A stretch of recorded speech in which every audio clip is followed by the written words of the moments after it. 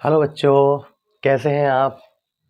मेरा नाम शहजाद। आप जानते हैं जैसे हमने यहाँ पर एक नई मुहिम चलाई थी जिसमें हम रोज़ आपको एक चैप्टर करा रहे हैं फिज़िक्स का वन शॉट वीडियो में। ठीक है, तो अब तक हमारे 6 चैप्टर कंप्लीट हो चुके हैं। ये जो है कौन सा चैप्टर चलेगा हमारा 7, प्रत्यावर्ती धारा। प्रत्यावर्ती धारा इसे इंग्लिश में कहते हैं अल्टरनेटिंग करंट और एसी। ये तुम बहुत अच्छे से जानते हो, मैंने पहले पिछले चैप्टर में इसके बारे में थोड़ा सा बता दिया था। जो हमारे घरों में लाइट आती है खंभों के द्वारा, ठीक है, खंभे लगे हुए होते हैं ट्रांसफार्मर से, खंभों के द्वारा हमारे घरों में लाइट आती है, वही कहलाती है अल्टरनेटिंग करंट, प्रत्यावर्ती धारा। प्रत्यावर्ती धारा, ठीक है। ये चलती कैसे है धारा, क्योंकि दो तरह की होती है, ठीक है, इसलिए बताना पड़ रही है ये बात। फिर थोड़ा सा इसके बारे में दिमाग में डाल लो अपने। प्रत्यावर्ती धारा ऐसे चलती है, ऐसे टाइम के साथ साथ, ये समझ लो टाइम का ग्राफ है और ये धारा का, ये पॉजिटिव होता है, नेगेटिव, और ये जीरो, ऊपर पॉजिटिव नीचे नेगेटिव। ये इसका एक चक्कर पूरा यहाँ पे हो जाता है। देखो आधा चक्कर ये और आधा चक्कर ये एक पूरा चक्कर कंप्लीट हो जाता है इसका। वन ओसिलेशन बोलते हैं इसे, एक कंप्लीट साइकिल, साइकिल भी बोलते हैं इसे, साइकिल, ठीक है। एक साइकिल पूरी हो गई यहाँ पे। तो ऐसा होती है प्रत्यावर्ती धारा। एक होती है दिष्ट धारा। दिष्ट धारा क्या होती है? दिष्ट धारा समय के साथ साथ, ये समय है वो ऐसे चलती है। दिष्ट धारा को इंग्लिश में कहते हैं डीसी या डायरेक्ट करंट। इसका मतलब क्या होता है? Direct current. और इसका मतलब तो जान ही गए तुम, क्या है? अल्टरनेटिंग करंट, एसी, ठीक है। जो इन्वर्टर होता है, वैसे कभी तुम ये सोचो इन्वर्टर बैटरी से ज्वाइंट है तो बैटरी से करंट निकल लिया है डीसी, लेकिन इन्वर्टर उसे एसी में कन्वर्ट कर देता है। किस में कन्वर्ट कर देता है? एसी में। अगर तुम्हारे यहाँ इन्वर्टर से कोई भी चीज़ चल रही है, बल्ब जल रहा है, ठीक है, तो समझ लो वो भी क्या है? एसी। क्यों? इन्वर्टर ने उसे किस में कन्वर्ट कर दिया? एसी में, डीसी को एसी में, ठीक है, ये भी याद रखना तुम। तो आज हम किसके बारे में पढ़ने जा रहे हैं? एसी के, प्रत्यावर्ती धारा। ये बताइए, समझ में आ गई बात? तो क्लियर हो गई प्रत्यावर्ती धारा क्या चीज़ है? प्रत्यावर्ती धारा है, इसके बारे में हम सब कुछ जानेंगे, डिटेल से जानेंगे कि एक चक्कर में कितना टाइम लगता है उसे क्या बोलेंगे, एक सेकंड में कितने चक्कर लगा लेती है उसे क्या बोलेंगे, हमारे इंडिया में कितने, एक सेकंड में कितने चक्कर होते हैं, और यूएसए में कितने चक्कर हो जाते हैं, ठीक है। अलग अलग कंट्री के हिसाब से भी इसकी फ्रिक्वेंसी अलग अलग होती है, ठीक है। सब कुछ हम इस चैप्टर में समझेंगे, क्लियर है। तो पहला टॉपिक आता है हमारा प्रत्यावर्ती विद्युत वाहक बल। विद्युत वाहक बल एवं प्रत्यावर्ती धारा का की समीकरण, यह है।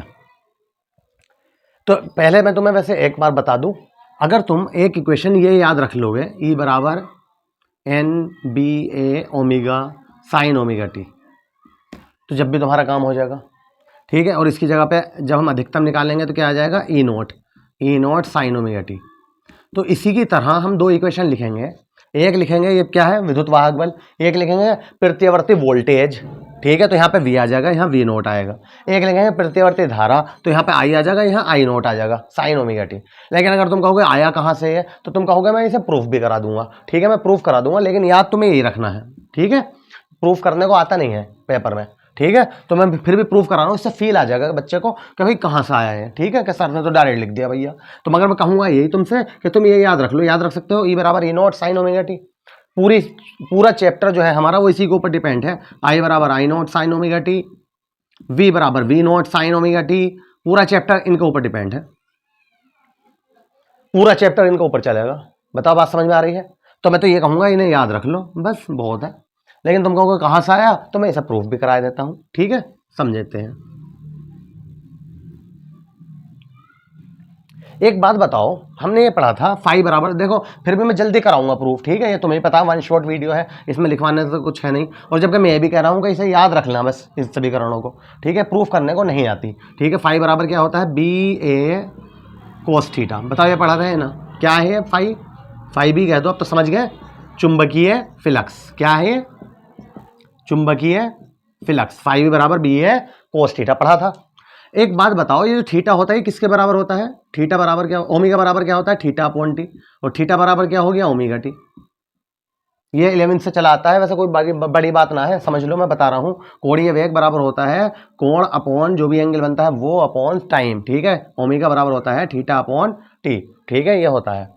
इसकी यूनिट यहीं से तो आई थी निकल के, रेडियन पर सेकंड ना लिखते हैं, ऐसे याद रख लो। तो थीटा की यूनिट क्या होती है साई में? रेडियन। इसकी क्या है? सेकंड। तो रेडियन पर सेकंड इससे तो आई थी, ठीक है। तो ओमेगा की जगह पर वही सॉरी थीटा के स्थान पर हम क्या लिख सकते हैं? Omega T. फाई बी बराबर B a cos omega t. बताइए यहाँ तक सही है? फाई बी बराबर B a cos omega T. अगर अब तुम कहोगे कि यार इससे क्या मतलब, हम तो विद्युत वाहक बल प्रूफ करने जा रहे हैं, तो हम क्या करेंगे? यदि प्रेरित विद्युत वाहक बल ई हो तब क्या था? फैराडे का नियम। फैराडे के नियम से क्या है? फैराडे का नियम e is equal to minus n, ठीक है, delta phi upon delta t. ये तो था, ऐसे भी कह सकते हो तुम, ठीक है। और इसे हम डेल्टा की जगह पे डी भी लिख सकते हैं। क्या लिख सकते हैं? D phi upon d t. बताओ कोई बात, कोई परेशानी? क्यों लिख रहे हैं हम d phi upon d t? क्योंकि हमें यहाँ पे डिफरेंशिएशन करना होता है। डिफरेंशिएशन मतलब अवकलन, ठीक है। तो वो भी आ जाएगा तुम्हारी समझ में। वैसे अवकलन का अलग टॉपिक हो गया। यहाँ बताइए, यहाँ तक समझ में आ गया? मैं इधर कर देता हूँ ये, ठीक है। तो ये बताओ फाई की वैल्यू क्या है? तुम कहोगे ये है b a cos omega t. तो e is equal to minus n d upon d t, ऐसी लिखा, डी अपॉन डी टी ऐसी लिखा। फाई की वैल्यू क्या लगा दी हमने? B a cos omega t. बताइए ठीक है। माइनस एन बी ए बाहर आ गया, कोस ओमेगा टी का अवकलन क्या होता है? ये अवकलन के तो सिंबल है डी अपॉन डी टी, ये तो पता ही होगा तुम्हें। किसका सिंबल है? अवकलन का। तो अवकलन क्या होता है? डी अपॉन डी टी मतलब कोस का माइनस साइन ओमेगा टी। और जब साइन के कोस के साथ में ओमेगा टी है, एक बार तो इसका पूरे का होता है, और फिर जो इसके बीच में होता है ना टी, अगर ये होता कोस टी, ये खाली क्या होता? कोस टी, तो इसका हो जाता साइन टी, बात खत्म हो जाती। लेकिन यहाँ खाली टी नहीं है, तो कोस ओमेगा टी है, तो इसका फिर दोबारा करा जाता है, तो ओमेगा फिर आ गया बाहर। तो माइनस और माइनस क्या हो गया? प्लस। माइनस माइनस प्लस, और बी ओमेगा इधर ले लिया हमने, N b a omega sine omega T. मैं फिर कह रहा हूं, अगर फिर भी समझ में ना आया हो कि यार अवकलन क्या है, वैसे तो हमसे आना चाहिए। जो बच्चा 12th की फिजिक्स पढ़ रहा है उससे अवकलन और क्या होता है? समाकलन, मतलब डिफरेंशिएशन और इंटीग्रेशन, इसके बारे में थोड़ी बहुत नॉलेज होनी चाहिए। सबसे पहले यही लिखाया जाता है, मैं सबसे पहले यही पढ़ाता हूँ, ठीक है, कि डिफरेंशिएशन क्या है और इंटीग्रेशन क्या है। तो ये थोड़ा बहुत आना चाहिए। तो फिर भी अभी बस मैं जो कह रहा हूँ ना, उस इक्वेशन को याद रख लेना, उससे काम चल जाएगा। बस ये बताइए, ये बात समझ में आ गई या नहीं? इसके ऊपर न्यूमेरिकल आ जाते हैं। क्या है? E is equal to n b a omega sine omega t. N तो जानते ही हो तुम, एन क्या था यहाँ पे? क्या था? नंबर ऑफ टर्न्स, मतलब फेरों की संख्या। ए बी क्या है यहाँ पर? मैग्नेटिक फील्ड मतलब चुंबकीय क्षेत्र। ए क्या है? कुंडली का क्षेत्रफल। ओमेगा क्या है? कोणीय वेग, साइन ओमेगा टी। क्लियर है? अगर मैं तुमसे कहूँ मुझे तो अधिकतम मान चाहिए, क्या चाहिए? ई का मान मैक्सिमम चाहिए, तो तुम कहोगे सर साइन हटा दो। यही तो रूल होता है, साइन कोस टेन कुछ भी दिया हो किसी भी इक्वेशन में, अगर तुम्हें उस चीज़ की वैल्यू मैक्सिमम चाहिए तो उस चीज़ को क्या कर दो? हटा दो। तो जब हम इसे हटाएंगे तो क्या आएगा? ई आ जाएगा। E is equal to n b a omega. लेकिन उन्होंने मैक्स की वजह से, अब तो ई मैक्सिमम का हो गया ना इसे, तो इसे मैक्सिमम को क्या लिख दिया इन्होंने? ई नोट कह दिया बस। कोई भी पूछे ई नोट क्या है तो क्या कहोगे? मैक्सिमम वैल्यू है, विद्युत वाहक बल की मैक्सिमम वैल्यू है। क्लियर है? तो अगर एक बात बताओ, ए नोट बराबर क्या है? N b a omega. तो अगर मैं ई नोट इसकी जगह पे लिख दूं एन बी ए ओमेगा की, तो हमारी इक्वेशन जो आएगी वो क्या आएगी? E is equal to e naught sine omega t, जो मैं तुमसे कह रहा था कि ये याद कर लो। अब बताओ याद हो जाएगी ये? ई बराबर ई नोट साइन ओमेगा टी। कुछ तो फील हो गया? कुछ तो फील हो गया? क्या कह रहा था मैं? ये जो हमने पहला पॉइंट डाला था, प्रतिवर्ती विद्युत वाहक बल एवं प्रतिवर्ती धारा की समीकरण, तो समीकरण क्या आई हमारी? ई बराबर ई नोट साइन ओमेगा टी। ई क्या है? प्रेरित विद्युत वाहक बल। ई नोट क्या है? अधिकतम प्रेरित विद्युत वाहक बल, अधिकतम, ठीक है। तो ई बराबर ई नोट साइन ओमेगा टी। बताओ बात समझ में आ गई? क्या कहां से शुरू करा हमने? किसी कुंडली को मैंने चुंबकीय क्षेत्र में रखा था, तब चुंबकीय फ्लक्स क्या हुआ? पाई बराबर बी ए कोस थीटा। हम बोले थीटा बराबर क्या होता है? Omega T. ओमेगा टी यदि प्रेरित विद्युत वाहक बल ई हो तब फैराडे के नियम से ई बराबर minus n d phi upon d t. D phi upon d t, phi की जगह पर क्या लगा दिया हमने? B a cos omega t. B a, क्योंकि बी ए कोस्टेंट है, इसे बाहर को ले लिया। कॉस ओमेगा टी का क्या होता है? Minus sign omega T. लेकिन यहाँ पे टी ना होकर ओमेगा भी है, तो ओमेगा एक बार और बाहर आ गया, क्योंकि ओमेगा टी की दोबारा करोगे टी का 1 हो गया और ओमेगा बाहर आ गया, तो इसे हमने इधर को ले लिया, माइनस माइनस प्लस कर दिया, N b a omega sine omega T. अगर हम कह बोले कि ई मैक्सिमम चाहिए भैया मैं, तो तुम कहोगे सर साइन हटा दो, ये रूल होता है साइन कोस टेन का। किसी भी समीकरण में साइन कोस टेन है तो उसे हटा दो। हटाने का मतलब ये नहीं होता वैसे ही हटा दिया, समझ लो यहाँ पे हमने कितनी वैल्यू लगा दी इसकी 90, साइन 90 वैल्यू क्या होती है 1, हट गया, ये मतलब है इसका। तो ओमेगा टी की वैल्यू क्या लगा दी हमने 90। तो ई नोट बराबर क्या गया N b a omega, N b a omega, इसकी जगह पर क्या लगा दिया हमने ई नोट, तो ई बराबर ई नोट साइन ओमेगा टी। तो बस तुम्हें ये याद रख लो समीकरण, तो क्या परेशानी है, याद हो गई, ई बराबर ई नोट साइन ओमेगा टी। ठीक है, इसी से अब हम देखो ये जो लिखा हुआ था ना प्रत्यावर्ती धारा की समीकरण, ठीक है, ये भी दिखाएंगे। अब एक बात बताओ, जब किसी कुंडली में चुंबकीय फ्लक्स में परिवर्तन हुआ मतलब प्रेरित विद्युत बल उत्पन्न हुआ, ठीक है, हम पिछले चैप्टर में पढ़ चुके हैं, जहां होगा प्रेरित विद्युत बल वहां होगा प्रेरित धारा, तो फिर धारा भी तो होगी, तो हम इसी कह देंगे इसी प्रकार धारा की समीकरण। अब उसके लिए अलग से प्रूफ नहीं करा जाता है ना, है प्रूफ, इससे ही बनाएंगे। अब तो जहां पे ई है तो तुम कहोगे सर आई लिख दो, जहां पे ई नोट है वहां पे क्या लिख दो आई नोट लिख दो साइन ओमेगा टी। यही क्वेश्चन याद रख लो, बताओ भारी है, आई बराबर आई नोट साइन ओमेगा टी। आई क्या है प्रेरित प्रत्यावर्ती धारा, आई नोट क्या है अधिकतम मैक्सिमम मान है, कहां पे होगा मैक्सिमम, ये भी अभी हम आज ही अभी बताएंगे, बेफिक्र रहो अगली टॉपिक में। ये बताइए समझ में आ गई। अब एक बात और बताओ, हमने पढ़ा था जहां होगी धारा वहां होगा वोल्टेज, ओम का नियम है भैया, वी अनुक्रमाती आई, ओम का नियम है, या आई अनुक्रमाती वी, एक दूसरे के प्रोपोर्शनल होते हैं भैया ये, ठीक है। तो जहां पे होगा आई वहीं होगा वी, तो अब ये लिख देंगे यदि प्रत्यावर्ती वोल्टेज क्या हो वी हो तब, तो क्या आ जाएगी इक्वेशन हमारी v is equal to v naught sine omega t. बताइए v बराबर v naught sine omega t, clear है।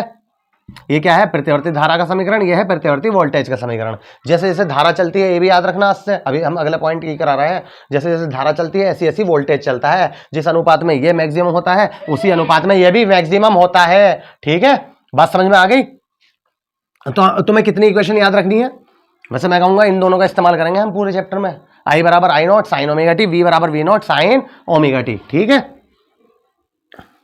तो नेक्स्ट टॉपिक हमारा इसी के ऊपर है, आई बराबर आई नॉट साइन ओमेगा टी और वी बराबर v naught sine omega t. ये जब हमने पढ़ लिया कि क्या है, ये क्या है, इसमें आई नॉट क्या है, प्रत्यावर्ती धारा जो होती है उनके बीच कलांतर क्या है, तो मैं तुम्हें बताऊं अगला टॉपिक यही है, प्रत्यावर्ती धारा तथा वोल्टेज के बीच कलांतर। सही है, सुनिए भाई, ये है ऐसे करके दिखा दिया हमने टाइम के साथ साथ। ये मैंने कहा ये वोल्टेज का ग्राफ है, किसका ग्राफ है वोल्टेज का। धारा का यहां दिखाई देता हूं,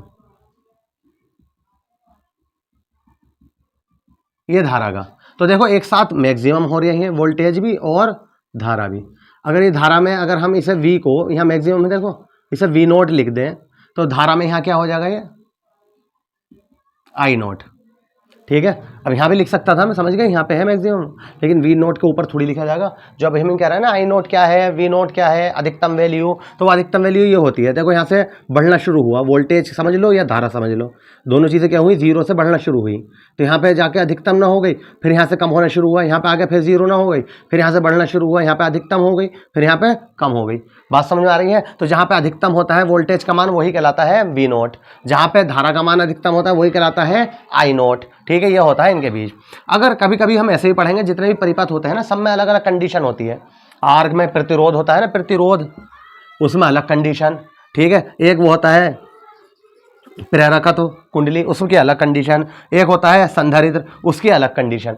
तीनों में ये अलग अलग काम करता है वोल्टेज और धारा, ठीक है। कभी कभी ये आगे हो जाता है धारा, कभी कभी वोल्टेज आगे हो जाता है, ऐसा काम करता है। तो कभी कभी ऐसा भी होता है वोल्टेज हमने ऐसे बनाया लेकिन धारा क्या हुआ ऊपर से निकल गई, ऐसा, ठीक है। कभी कभी क्या होता है ये वोल्टेज हो गया और ये क्या हो गया आई। कभी कभी क्या होता है वोल्टेज हमने ऐसे ही बनाया लेकिन धारा नीचे से नहीं आ रही है भैया, लो बात समझ में आ रही है, ऐसा होता है।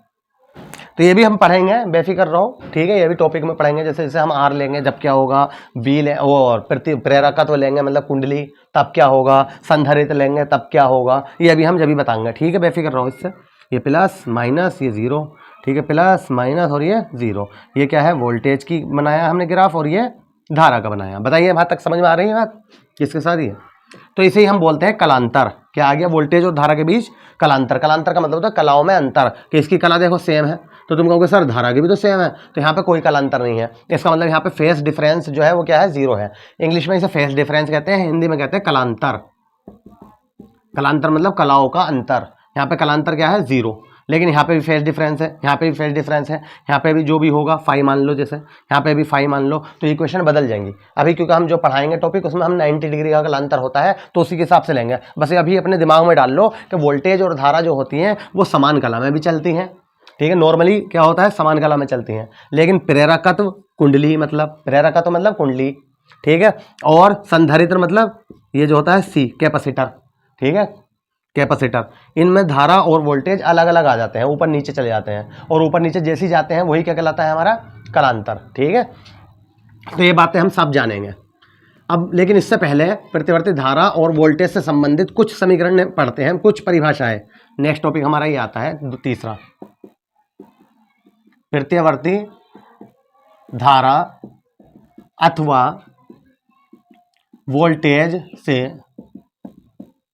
संबंधित कुछ, यही लिख देता हूं, परिभाषाएं।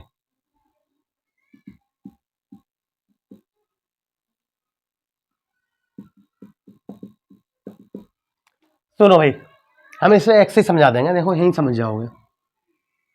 मान लो ये है धारा, समझो, या वोल्टेज समझो, जो दिल करे। देखो ये लिख दिया ना, प्रतिवर्ती धारा अथवा वोल्टेज। धारा ले लो इसे या वोल्टेज, जैसा दिल करे, मैं इसी पर बताऊंगा। सबसे पहला जो टॉपिक आता है वो आता है आयाम।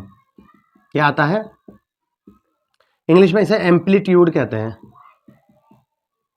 इंग्लिश में इसे पीक वैल्यू भी कहते हैं, ठीक है। हिंदी में इसे आयाम भी कहते हैं और शिखर मान भी कहते हैं। क्या कहते हैं?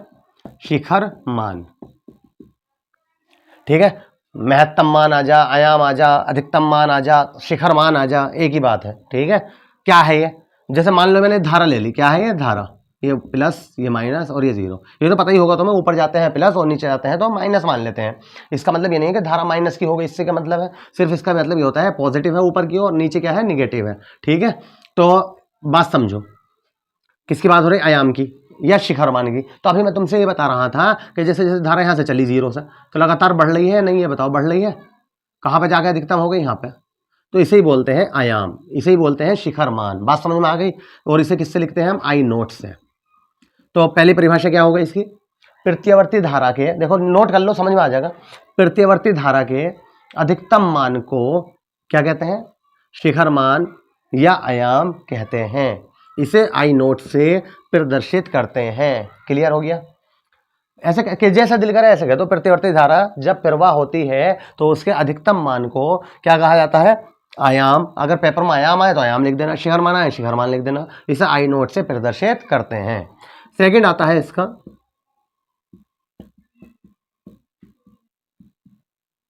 आवर्तकाल, इसे कहते हैं टाइम पीरियड। आवर्तकाल, आवर्तकाल क्या है? सुनो भाई, आवर्तकाल मैंने अभी ये बताया था, ये ऐसे चक्कर लगा रही है तो इसका एक साइकिल कब पूरी होगी? एक साइकिल ये हो गई, ठीक है। दूसरी साइकिल कब पूरी होगी? ये होगी। तो एक सेकंड में, ठीक है, सॉरी, एक चक्कर में जितना भी टाइम लगे, एक साइकिल में जितना भी टाइम लगे, एक साइकिल हो गई। एक साइकिल में जो टाइम लगता है, टाइम मतलब समय, उसे क्या कहते हैं? हम आवर्तकाल कहते हैं। फिर दोबारा सुनो, परिभाषा सुन लो, मैं बोल रहा हूं, लिख लो, बल्कि नोट कर लो। प्रत्यावर्ती धारा के, प्रत्यावर्ती धारा के एक चक्कर में लगा समय उसका आवर्तकाल कहलाता है, ठीक है। प्रत्यावर्ती धारा के एक चक्कर में लगा समय उसका आवर्तकाल कहलाता है। इसे टी से प्रदर्शित करते हैं और टी बराबर होता है 2 पाई अपॉन ओमेगा। याद रखना है, टी बराबर क्या होता है? 2 पाई अपॉन ओमेगा। और टी है आवर्तकाल, है तो समय ही, है तो समय ही, ठीक है। बस एक से वो आ गया एक चक्कर में, तो इसका मात्रक क्या होता है? सेकेंड। इसका मात्रक क्या होता है? सेकेंड। यहां तक बताइए, समझ में आ गई बात है? दो। तीसरा सुनो, तीसरा इधर लिख रहा हूं मैं, आवृत्ति। आवृत्ति मतलब फ्रीक्वेंसी, फ्रीक्वेंसी। क्या होता है फ्रीक्वेंसी? बिल्कुल इसका ठीक उल्टा होता है। यहाँ हमने क्या कहा था, एक साइकिल में जो समय लगता है वो आवर्तकाल कहलाता है। यहाँ पे इसका उल्टा कर दो, यहाँ पे कर दो 1 सेकंड। क्या कर दो यहाँ पे? 1 सेकंड में जो चक्कर पूरे करती है, जितनी साइकिलें हो रही हैं, जितनी साइकिल पूरी करती है, ठीक है, वही क्या कहलाती है? उसकी आवृत्ति कहलाती है। देखो परिभाषा सुनो फिर। प्रत्यावर्ती धारा, लिख लो, मैं बोल रहा हूं। प्रत्यावर्ती धारा 1 सेकंड में जितनी साइकिलें पूरी करती है, साइकिलें मतलब समझ रहे हो, जितने चक्कर पूरी करती है, उसे उसकी आवृत्ति कहते हैं। इसे F से प्रदर्शित करते हैं, ठीक है। और F बराबर होता है, इसका उल्टा क्या ना मैंने अभी 1/T, या F बराबर होता है, जब यहाँ T की वैल्यू ये वाली 2π/ω लगाओगे तो ओमेगा ऊपर पहुंच जाएगा, ω/2π। ये सारी बातें याद होनी चाहिए तुम। यहाँ तक बताइए, समझ में आ गया? अभी इससे आगे थोड़ी सी एक बात और बतानी, कभी कभी जैसे पूछ लेता है। यहाँ तक बताइए, क्लियर है? क्या कहा हमने? 1 सेकंड, प्रत्यावर्ती धारा 1 सेकंड में जितनी साइकिलें पूरी करती है, 1 सेकंड में हो सके 10 कर दे, 20 कर दे, 25 कर दे, यही बताऊंगा अभी, ठीक है। तो उसे क्या कहते हैं? आवृत्ति कहते हैं, और इसे F से प्रदर्शित करते हैं। F और फ्रीक्वेंसी होता है ना, इसलिए F से लिखा है इन्होंने। F से प्रदर्शित करते हैं। F बराबर 1/T, इसकी क्या हो गया? F बराबर ω/2π। एक बात बताओ, जब F का मात्रक सेकंड होता है तो ये बटे में पहुंचा हुआ है, तो इसका मात्रक क्या हो जाएगा? Second inverse. इसका मात्रक क्या हो गया? उल्टा ना हो जाएगा इसका? देखो 1/T है, 1/T, टी का मात्रक होता है सेकंड, तो इसका क्या हो गया? सेकंड इनवर्स ऊपर लेके जाओगे। लेकिन दूसरा जो इंपॉर्टेंट मात्रक है इसका, जो ज्यादातर आता है, वो आता है हर्ट्स, और जिसे हम किससे लिखते हैं? HZ से। HZ मतलब क्या है यहाँ पर? हर्ट्स। बताओ, यहां तक बताइए, समझ में आ गई बात या नहीं? ठीक है। फ्रीक्वेंसी का मात्रक क्या होता है? जैसे हम न्यूमेरिकल करेंगे उसमें ज्यादातर हर्ट्स देगा, तो तुम्हें पता होना चाहिए फ्रीक्वेंसी का मात्रक हर्ट्स होता है, या प्रति सेकंड भी कह सकते हैं इसे, या सेकंड इनवर्स भी कह सकते हैं। क्लियर है? यहाँ तक बताइए। अब आगे की भी हाथों हाथ बात सुन लो। जो हमारी इंडिया है, हमारी इंडिया में जो फ्रीक्वेंसी है वो उसकी फ्रीक्वेंसी जो है वो 50 हर्ट्स है। उसकी यूनिट क्या है? हर्ट्स। मतलब कितनी है? 50। मतलब सुनो, हमारी इंडिया के अंदर फ्रीक्वेंसी कोई पूछे कितनी है? 50 हर्ट्स। इसका क्या मतलब हुआ? इसका मतलब ये हुआ कि जो प्रतिवर्ती धारा है 1 सेकंड में कितने चक्कर पूरे कर लेती है? 50। ये मतलब हुआ इसका। अभी हम ये तो बता रहे थे 1 सेकंड में जितनी साइकिलें पूरी करती है, जितनी चक्कर पूरी करती है, वो इसकी आवृत्ति है।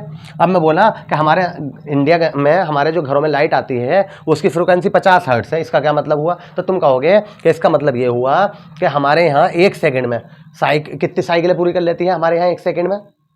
प्रतिवर्ती धारा हमारे घरों में जो लाइट आती है 1 सेकंड में कितने साइकिलें पूरी करती है? तुम कहोगे 50। तो 50 कब पूरी हुई होगी? देखो ध्यान से सुनो, एक यहीं तो पूरी हुई, फिर दूसरी यहीं तो पूरी हुई, ऐसे अगर आगे बना दें हम यहीं, ठीक है, तो तीसरी यहीं तो पूरी हुई, ऐसे बताओ 3 साइकिलें हो गई। ऐसी ऐसी 50 करती हैं। तो इससे ये भी पता चला कि 1 सेकंड में 50 साइकिलें जब पूरी करती है तो वो 100 बार शून्य होती होगी। मतलब क्योंकि देखो एक चक्कर ये तो हुआ पूरा, एक चक्कर में 2 बार शून्य हो रही, वो एक बार यहाँ पर और एक बार यहाँ पर।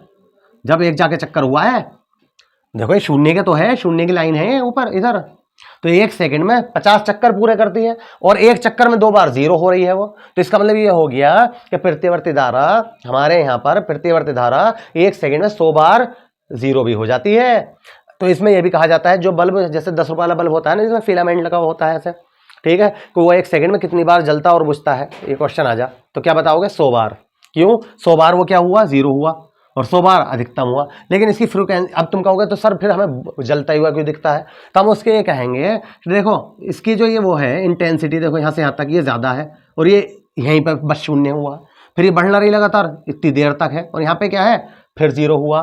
समझ तो रहे हो क्या कहना चाह रहा हूँ मैं? इसका मतलब जलने की पावर ज़्यादा है, जलने की उसके पावर ज़्यादा है, ठीक है, इंटेंसिटी बोलते हैं इसे। इसकी यहाँ से लेकर यहाँ तक ज़्यादा आ रही है कवरेज, और यहाँ पे क्या हुआ? बस शून्य, फिर यहाँ से यहाँ तक लगातार जल लिया है। तो इसका मतलब वो इसीलिए वो हमें लगातार जलता हुआ दिखाई देता है, मतलब उसे टेंडेंसी कहते हैं। क्या कहते हैं इसे? टेंडेंसी। स्पेलिंग देख लेना यार, टेंडेंसी। तो इसमें ये आंसर दिया जाता है, अगर कोई तुमसे कहे कि जब एक बल्ब है वो 1 सेकंड में 100 बार जलता है, 100 बार बुझता है, तो हमें तो जलता ही हुआ दिखाई दे रहा, तो बंद हुआ हुआ दिखाई देना चाहिए। तो तुम कहोगे कि उसके जलने की, उसके अंदर जो करंट है, करंट जो फ्लो हुआ है, उसकी टेंडेंसी ज़्यादा है बामुकाबले किसके? शून्य होने के। समझ तो रहे हो? देखो यहाँ लगातार करंट है ना, उस बल्ब में करंट है, करंट है, करंट है, यहाँ आके शून्य हुआ, इतनी सी देर के लिए, और फिर लगातार करंट है करंट है करंट है करंट है, फिर शून्य हुआ। लेकिन वो हमें इसी वजह से, इसकी टेंडेंसी ज़्यादा होने की वजह से हमें लगातार जलता हुआ दिखाई देता है। क्लियर हो गई बात। तो हमारे इंडिया के अंदर जो फ्रीक्वेंसी है वो कितनी है, 50 हर्ट्ज। मैं तुम्हें ये भी बता दूं हाथों हाथ, मैं बार बार इंडिया जो कह रहा हूँ ये भी सुन लो। यूएसए में जो फ्रीक्वेंसी आती है वो 60 हर्ट्ज है।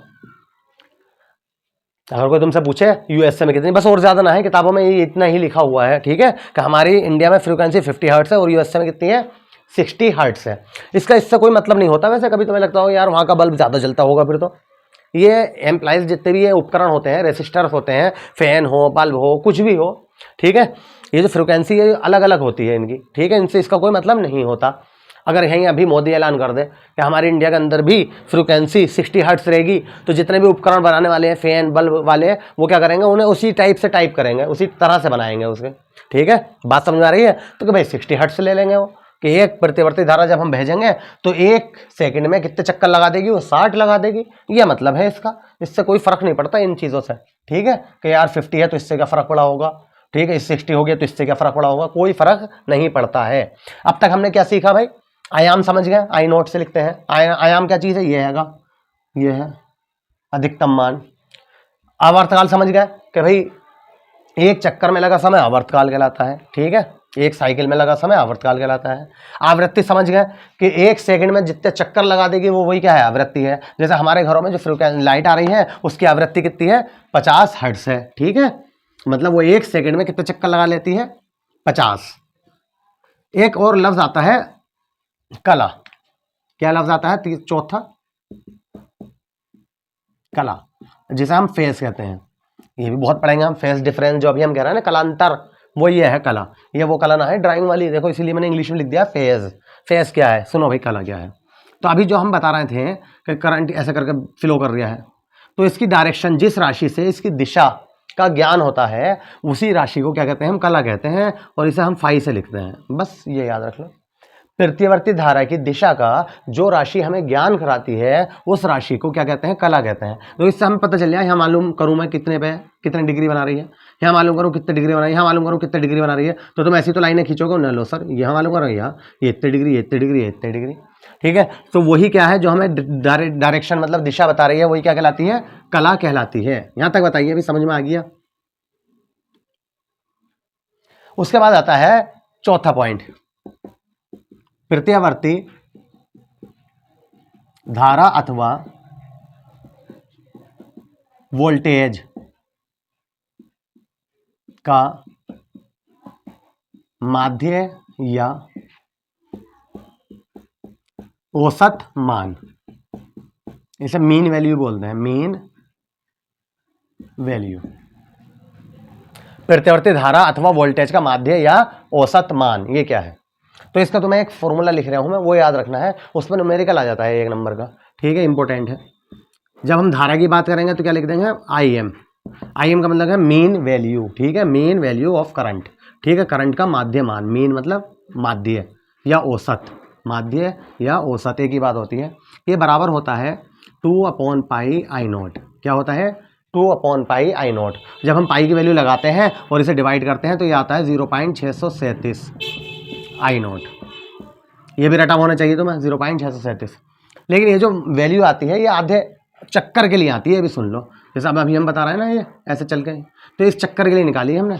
दूसरे आधे चक्र के लिए ये क्या हो जाती है, माइनस का हो जाता है। पहले आधे चक्र के लिए क्या, औसत मान, ये है। अब हम कहेंगे दूसरे आधे चक्र के लिए, दूसरे आधे चक्र के लिए, तो तुम कहोगे सर यही होगा, बस सिर्फ क्या कर देंगे हम, माइनस कर देंगे। वो सिर्फ ये बता रहा है कि नीचे वाले चक्कर की बात हो रही है। 0.637 आई नोट, यहाँ भी लगा देना माइनस, ये होती है। ये रटाबाज होना चाहिए भैया। कभी कभी ये पूछ लेता है, एक बार ये पूछा था कि प्रत्यावर्ती धारा के या वोल्टेज कहते हैं, एक ही बात कह रहे हो बार बार, प्रत्यावर्ती धारा या वोल्टेज। वो कहे प्रत्यावर्ती धारा के एक पूरे चक्कर में औसत मान बताइए, पूरे चक्कर का औसत मान, तो वो क्या होता है भाई, 0। कैसा आया पूरे चक्कर का औसत मान, ये देखो पॉजिटिव और ये माइनस नेगेटिव, दोनों को जोड़ दो तो 0 ना आएगा। ठीक है, तो प्रत्यावर्ती धारा का औसत मान जो होता है पूरे साइकिल के लिए क्या होता है, ठीक है, 0 होता है। इससे अगला टॉपिक है, देखते हैं अब हम प्रत्यावर्ती धारा अथवा वोल्टेज का वर्ग माध्य मूल मान। बहुत इंपॉर्टेंट है, इस पे एक ना एक न्यूमेरिकल आ ही जाता है, एक नंबर में पूछ लेता है। ठीक है, तो तुम्हें इसका भी बस एक फॉर्मूला याद रखना है। वर्ग माध्य मूल मान का मतलब होता है, इंग्लिश में कहते हैं इसे रूट मीन स्क्वायर वैल्यू। सुनो भाई, अगर हम धारा की बात करते हैं तो धारा होता है IRMS बराबर I0 अपॉन √2, और √2 की वैल्यू लगा के हम 1 से को भाग करेंगे तो क्या आएगा 0.707 I0। ये किसके लिए आ गया? धारा के लिए। अब क्या कहेंगे? वोल्टेज के लिए क्या आ जाएगा? बस यहाँ पे VRMS बराबर V0 अपॉन √2 बराबर क्या आता है? 0.707 V0। ये कैसे लगाना है तुम्हें? जब अगर मान लो IRMS पूछ, RMS का मतलब समझ गया, रूट मीन स्क्वायर वैल्यू, मतलब वर्ग माध्य मूल मान, तो IRMS कह देना, ये इसके बराबर। मान लो IRMS पूछ ले, I0 की वैल्यू दे दी तो यहाँ लगाओगे। मान लो I0 की वैल्यू को ऐसी दे दे 2 3 4, तब यहाँ काटने में तुम्हें परेशानी हो सकती है 3, तो तुम्हें यहाँ पे लगाओगे 3 से गुणा कर देना, आंसर आ जाएगा। ठीक है, इसी प्रकार V0 और I0 ये तो जानते ही हो तुम, क्या मतलब इसका? शिखर मान, ये धारा का शिखर मान, ये वोल्टेज का शिखर मान, ये अधिकतम मान, समझ रहे हो? ये IRMS, ये VRMS, वेरी इंपॉर्टेंट फॉर्मूला है। ठीक है, इसमें औसत नहीं होता, वो औसत जो था ना पूरी साइकिल के लिए, ये पूरी साइकिल वाइकिल से कोई मतलब नहीं है इसका। ठीक है, ये धारा का वर्ग माध्य मूल मान और ये वोल्टेज का वर्ग माध्य मूल मान। ठीक है, धारा का वर्ग माध्य मूल मान याद रखना है तुम्हें IRMS, वोल्टेज का वर्ग माध्य मूल मान याद रखना है तुम्हें VRMS, और दोनों फॉर्मूले याद रखने हैं। क्यों? जैसे सवाल दिया होगा ऐसे करोगे। मान लो उसने IRMS की वैल्यू कुछ दे दे 5 और ये पूछ ले, तो इसे इधर को ले जाना I0, तब इसका इस्तेमाल मत करना, क्योंकि अगर तुम इसे बटे में ले जाओगे तो काटने में परेशानी होगी। तो इसका मतलब जैसे तुम्हें याद रख मतलब याद पूरा रखना है, जैसे इस्तेमाल करना है न्यूमेरिकल के हिसाब से ऐसे कर लेना। ठीक है, नेक्स्ट टॉपिक देखते हैं। नेक्स्ट टॉपिक है हमारा छठा है, शायद चेक कर लेना, पॉइंट है ना, छठा है या 7वां है देख लो। विभिन्न प्रकार के प्रत्यावर्ती धारा परिपथ। विभिन्न प्रकार के प्रत्यावर्ती धारा परिपथ इंपॉर्टेंट है भाई, मोस्ट इंपॉर्टेंट कहूंगा मैं तो इसे, क्योंकि इसके अंदर हम 6-7 पॉइंट पढ़ने जा रहे हैं। ठीक है, वो देखते हैं कौन कौन। पहले मैं तुम्हें एक बार समझा दूं क्या क्या पढ़ने जा रहे हैं। विभिन्न प्रकार के प्रत्यावर्ती धारा परिपथ, मतलब दुनिया के अंदर जितने भी अब तक रेसिस्टर बनाए गए हैं, उपकरण बनाए गए हैं, लाइट के उपकरण, पंखा कह दो, बल्ब कह दो, कुछ भी इस टाइप के, समझ गए? रेफ्रिजरेटर कह दो, टीवी कह दो, कुछ भी कह दो, तो उनके अंदर कैसे कैसे परिपथ, क्या क्या चीज़ें ली जा सकती हैं और क्या क्या चीज़ें ली जाती हैं, वो समझो एक बार, पहले समझ लो फिर शुरू करेंगे पढ़ाना। देखो, एक तो हमने ये पढ़ा था क्या क्या होता है? प्रतिरोध। एक पढ़ा था प्रेरकत्व, जिसे हम L से लिखते हैं। ठीक है, और एक पढ़ा था संधारित्र, जिसकी धारिता क्या होती है? C होती है। संधारित्र की धारिता क्या होती है? C। ठीक है, कुछ उपकरण ऐसे हैं जिनमें सिर्फ क्या होता है? रेसिस्टेंस होता है ओनली। मैं एक वायर दिखाऊं, मैं कहूँ ये वायर है भाई, मेरे हाथ में तार है, इसके अंदर क्या होगा? तुम कहोगे सर रेसिस्टेंस होगा, क्या पूछना है इसमें? बता, बात समझ में आ गई? ये कहने का मतलब है। कुछ ऐसा होते हैं जिसमें कोयल करके लपेटे जाते हैं, कोयल जैसे मोटर वगैरह होते हैं उनमें कोयल लपेट दी गई। कुछ ऐसे होते हैं जिसमें कंडेंसर, जैसे हम बताते हैं पंखा है, पंखे में कंडेंसर होता है, तो वो यही तो है। ठीक है, जिसकी कैपेसिटी होती है। तो एक तो ये हो गया, दूसरा ये हो गया, तीसरा ये हो गया। बताइए यहाँ तक समझ में आ रही बात है? ठीक है, अब कुछ परिपथ ऐसे भी हैं जो हम इन्हें कंबाइंड करके मिलाते हैं, बनाते हैं, कंबाइंड करके बनाते हैं। मतलब इसे मैं इसके साथ जोड़ दूं तो चौथा ना हो गया है। प्रतिरोध को किसके साथ ले लूं? इसके प्रतिरोध ले लिया, और यहीं पे क्या लगा दिया हमने? ये लगा दिया। बताइए, ठीक है। इसी प्रतिरोध को इसके साथ जोड़ दूं तो पांचवा ना हो गया। ये प्रतिरोध ले लिया और यहीं पे हमने क्या लगा दी? धारिता लगा दी, संधारित्र। बताइए यहाँ तक। अब इसको इसके साथ ना जोड़ सकते हैं हम, इसको इसके साथ, तो ये छठा ना हो गया। मैं कहूँ मैं तो ये ले रहा हूं बस, मतलब प्रेरक का तो ले रहा हूं और संधारित्र ले रहा हूं। सातवां सबसे ज्यादा इंपॉर्टेंट, जो मोस्ट इंपॉर्टेंट, मुझे पूरी उम्मीद है, ठीक है, इस बार क्वेश्चन आया रखा है इसके ऊपर एक ना एक, सातवें का। क्या तुम कहोगे सर अब यही बचाओ? बताओ और कुछ बचा इसके अलावा? अब तुम बताओ कैसे जोड़ सकते हो, सोच के बताओ। ऐसे तो जोड़ सकते हो, या तो सिंगल सिंगल ले सकते हो 1 2 3 1 2 3, या इसे इसके साथ जोड़ दो 4, चौथा पॉइंट हो गया। इसे इसके साथ जोड़ दो, पांचवा पॉइंट हो गया। इसे इसके साथ जोड़ लो आपस में, कितना 6 हो गए। सातों में क्या हो सकता है, सातों में क्या करेंगे हम, तीनों को जोड़ देंगे। किसे, तीनों को। लो भाई, ये भी है, ये भी है, ये भी है। इसे बोलते हैं एलसीआर, शॉर्ट में क्या बोला जाता है इसे, एलसीआर परिपथ। ठीक है, आर भी है इसमें, एल भी है, सी भी है, एलसीआर बोल देते हैं। पूरा एलसीआर नाम आए पेपर में समझ जाना कि तीनों की बात हो रही है। यहाँ तक बताइए, बात समझ में आ गई। तो यही टॉपिक साथ के साथ हम इसमें पढ़ने जा रहे हैं। Number 1 first point, second, third, fourth, fifth, ऐसे करके हम इसे करेंगे। बताइए, बात समझ में आ रही है। ठीक है, स्टार्ट करें, शुरू करते हैं। तो पहला पॉइंट है हमारे पास, जब परिपथ में केवल शुद्ध प्रतिरोध हो। इसका मतलब क्या है, समझ गए होंगे। इसका मतलब क्या है, शुद्ध प्रतिरोध का ओनली प्रतिरोध हो और कुछ भी ना हो, ना एल हो ना सी हो, जब की बात है। तो हम उसके लिए क्या करेंगे भाई, देखो एक परिपथ बना देंगे। यहां पे हम एसी लगा देंगे। ये जो सिंबल होता है ये अल्टरनेटिंग करंट का होता है, ठीक है, प्रतिवर्ती धारा का। ये भी सुन लो, ये जो चैप्टर शुरू हुआ है प्रतिवर्ती धारा का, यहीं से प्रतिवर्ती धारा पढ़ रहे हो तुम। इससे पहले के जितने भी चैप्टर थे उन सब में पता कौन सी धारा थी, वो डीसी थी। सब में बैटरी लगाई थी। ध्यान से देखो, सोचो, अभी तक कोई ऐसा सिस्टम बताओ जहां पर हमने ये वाला साइन बनाया हो। तो इससे पिछले जितने भी 6 चैप्टर पढ़ाए हमने, तो अगर कहीं भी बैटरी की बात आई है, धारा की बात आई है, तो समझ लो डीसी की बात कर रहे हैं वहां पे।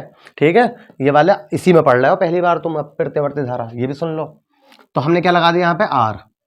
ये क्या है, एसी। तो जब एसी है, वोल्टेज दे दिया हमने, तो इसकी वोल्टेज की समीकरण क्या पढ़ के आए थे हम, यहां तक बताइए। ये परिपथ बन गया एक। ठीक है, इसमें क्या है, प्रतिरोध है और क्या है, वोल्टेज है V। ठीक है, दोबारा लिख देता हूं, ये क्या है, V is equal to v naught sine omega t. शुरू करें। तो सुनो ध्यान से, यही वाली बात जो यहां लिखी गई है या पेपर में आएगी, तो वही तुम यहां लिख दोगे। जब किसी परिपथ में केवल शुद्ध प्रतिरोध होता है, तो उसके अंदर बहने वाली धारा और वोल्टेज के बीच कलांतर शून्य होता है। ना समझ में आई बात।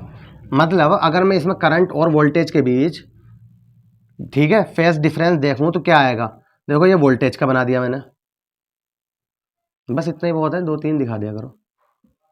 और यहां पे क्या बना दिया हमने, क्या बना दिया, करंट। ये वोल्टेज हो गया V और ये क्या हो गया I। ये प्लस, ये माइनस और ये 0।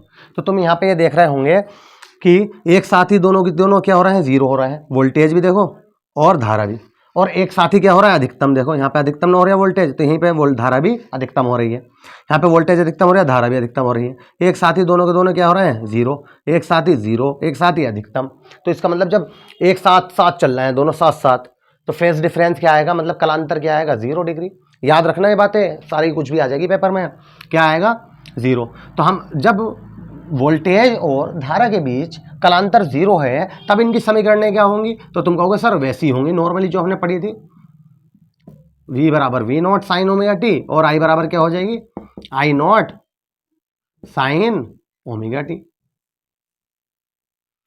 बताओ, बात समझ में आ गई। अगर मैं इन समीकरण को इससे डिवाइड कर दूं तो V अपॉन आई क्या होता है, R हमारा आंसर निकल जाएगा, हम R निकाल लेंगे, बस हो गया।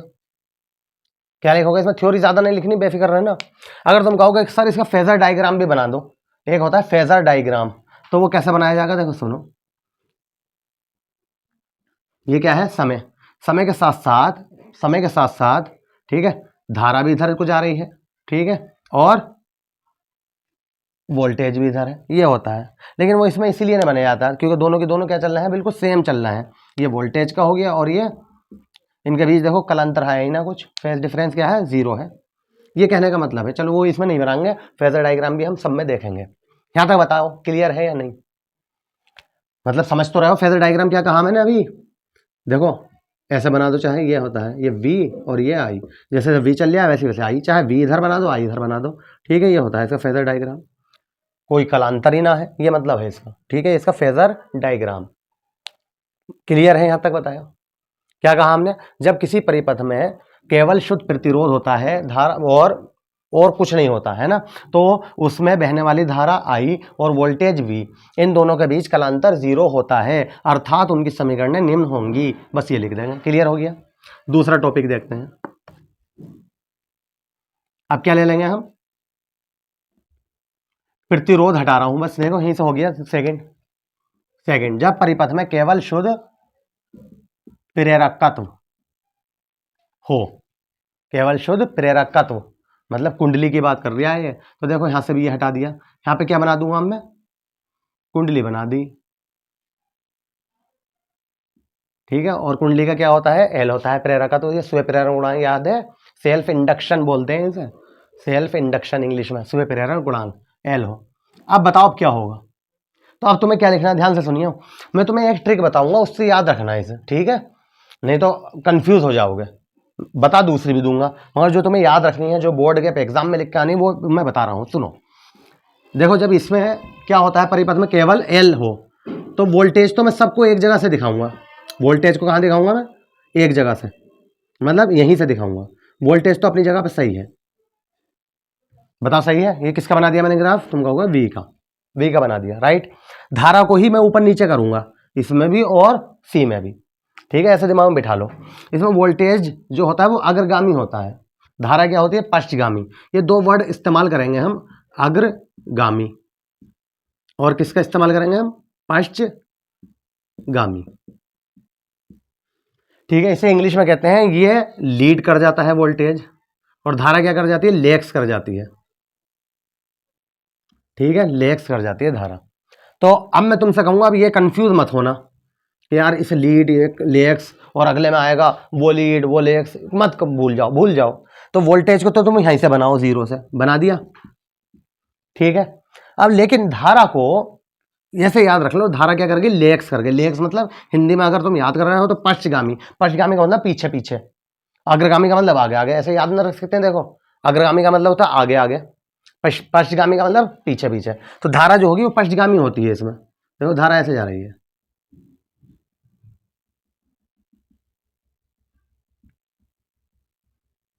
धारा कैसे रहती है इसमें, हमेशा पीछे पीछे रहती है।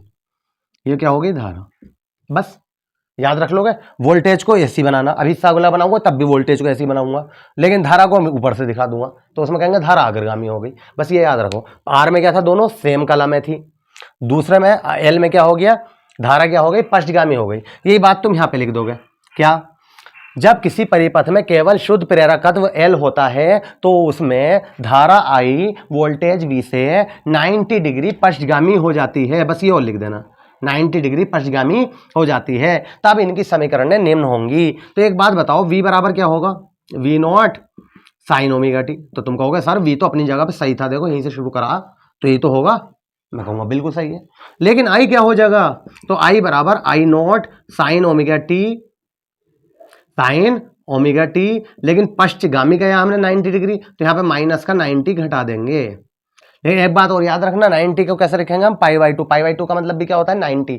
क्यों, क्योंकि आई क्या है, इसके मात्रक क्या होगा, एम्पियर। एम्पियर कौन सी यूनिट है, एसआई यूनिट है। और अगर हमने यहाँ पे ये वाला 90 लिख दिया तो 90 कैसी यूनिट होती है, 90 डिग्री कॉमन यूनिट होती है। और कॉमन यूनिट नहीं लिखना होता है, क्योंकि जब हम यहाँ एसआई यूनिट की बात कर रहे हैं तो यहाँ भी एसआई यूनिट आना चाहिए। तो डिग्री की एसआई यूनिट क्या होती है, रेडियन होती है। तो रेडियन की वजह से हम काय में लिखेंगे, पाई बाई टू। ये तो पता ही होगा तुम्हें। देखो 2 पाई बराबर हो 360 डिग्री, 360 डिग्री हो तो ये 2 पाई के बराबर होता है, तुम्हें पता होना चाहिए। ये रेडियन है और ये क्या है, डिग्री है।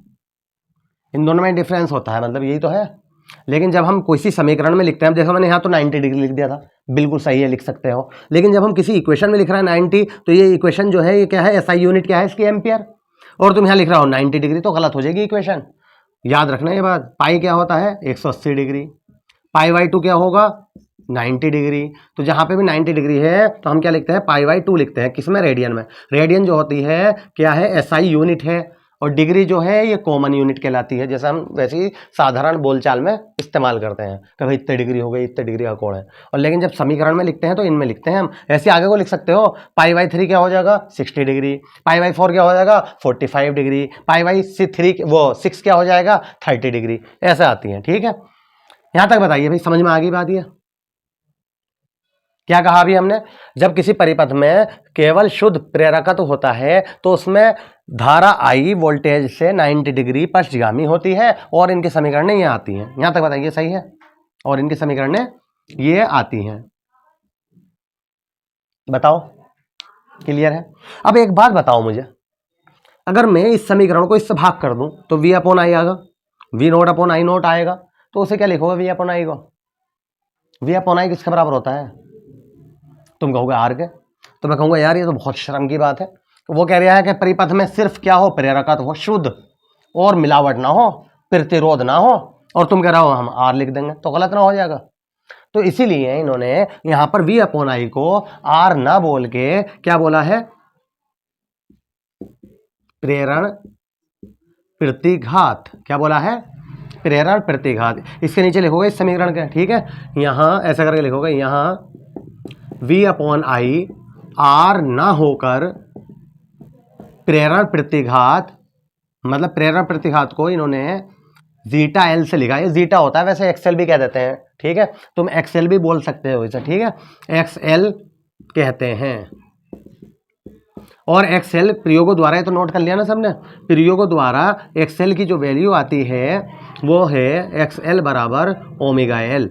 ओमेगा क्या है तुम जानते ही हो, 2 पाई एफ, ये रटा हुआ होना चाहिए भाई। और इसका मात्रक भी क्या होता है, ओम होता है, क्योंकि आया तो उसी से है ये, वी अपॉन आई से, वी अपॉन आई तो है, वी अपॉन आई आर ना होकर क्या है, प्रेरण प्रतिघात एक्सएल कहलाता है, ठीक है। वैसे क्या है, एक्स नहीं है, जीटा होता है, लेकिन कोई बात ना, तुम्हें लिखने में लिख देना है, ठीक है, एक्सएल ये जीटा होता है, जीटा बनता है ऐसे करके, जीटा एल इस टाइप से होता है। अब बात आती है सिर्फ फेजर डायग्राम की। फेजर डायग्राम कैसे बनाते हैं, इनके बीच कलांतर जो आया था वो कैसे बनाएंगे, तो देखो ध्यान से सुनना। ये क्या था इधर वोल्टेज, मैं कहूं वोल्टेज ऐसे ले लो, यहां बना देता हूं, देखो यहां तक हो गया, नोट कर लिया आपने सबने। आगे देखो, अगर मैं कहूं इनके बीच v और i के बीच जो कलांतर आया 90 डिग्री, उसके बीच डायग्राम बना दो, तो 1 2 इसके नीचे एक डायग्राम हो रहा है इसके नीचे, ठीक है, वो मैं यहां बना रहा हूं। देखो वोल्टेज तो ऐसे ले लिया हमने। अब हम बोलें क्या बताया था हमने तुम्हें, तो तुम कहोगे सर 90 डिग्री धारा पश्चगामी थी, पश्चगामी मतलब पीछे की ओर, तो इसे ऐसा करके दिखा देते हैं, कितने डिग्री 90, बस ये और बना दो, 3 डायग्राम बन गए, 1 2 3। अब बता दो बात समझ में आ गई या नहीं, ये तीनों डायग्राम 1 2 3 ऐसे आ जाएंगे, बोर्ड के एग्जाम में भी ऐसी बना के आना है तुम्हें, 1 2 और ये 3 ये वाला है यहाँ पे, ठीक है, इसके नीचे इधर ये थ्योरी लिख दोगे सब जो अभी हमने लिखवाई, बस क्लियर है, समझ में आ गया। नेक्स्ट टॉपिक पर चले। अब बताओ अब क्या होगा, अब क्या होगा अगला टॉपिक, थर्ड पॉइंट, जब परिपथ में केवल धारिता सी हो, ये तो होगा, तो देखो हमें यहां बना रहे हैं, चलो क्या ले लिया हमने, धारिता सी, और यहां क्या लगा दिया हमने, प्रतिवर्ती वोल्टेज दे दिया। क्या होगा प्रतिवर्ती voltage, V is equal to v naught sine omega t. बताओ सही है। अब मैं बोलूं इसमें क्या होगा, तो उसी का उल्टा करके सोचो। अभी वहां क्या लिखवाया था हमने, वहां क्या लिखवाया था कि धारा क्या थी 90 डिग्री पश्चगामी, तो यहाँ पे धारा क्या हो जाएगी 90 डिग्री अग्रगामी, अग्रगामी मतलब आगे आगे भागेगी। तो मैं कहूँ कैसा बनेगा समीकरण, वो इसका ग्राफ, तो तुम कहोगे सर वोल्टेज का तो यूं कहा था कि ऐसी बना लो, मैं कहूँगा बिल्कुल सही है, बना लो ऐसी। अब धारा कैसे बनाऊं, तो अग्रगामी, पश्चगामी हमने यहाँ से चालू करा था, अग्रगामी में यहाँ से चालू कर देंगे हम।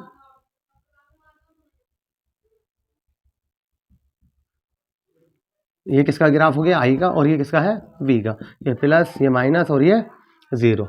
बताइए समझ में आ गया, समझ में आ गया, बस यही वाली बात यहाँ पे लिखनी है। जबकि मैं बार बार ये बता रहा हूँ, हम इसको उल्टा भी कह सकते हैं, कभी तुम बुक्स खोल के देखो तो उसमें कहो तो कंफ्यूज हो जाओगे अगर इससे याद ना रखा इस ट्रिक से, कि वी को तो यहीं से लो, बस इतना याद रखो। पहले एल पढ़ाया था मैंने, एल में 90 डिग्री मतलब नीचे थी पश्चगामी, यहाँ पे 90 डिग्री अग्रगामी, बस धारा। नहीं तो इसका उल्टा भी कह सकते हो तुम, यहाँ पे भी उल्टा कह सकते हो तुम, इसका ग्राफ ऐसे ही बना सकते हो, ये भी बता रहा हूँ मैं। तुम कहो सर हमने तो धारा का यहाँ बना लिया, लो ठीक है।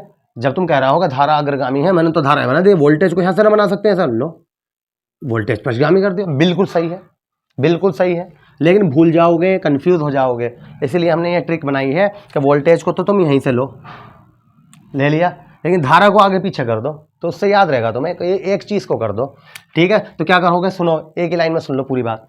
जब किसी परिपथ में, अब ये लिखेंगे यहाँ पे थ्योरी हम, जब किसी परिपथ में केवल धरिता सी होती है तो उसमें धारा आई वोल्टेज वी से 90 डिग्री अग्रगामी होती है, 90 डिग्री अग्रगामी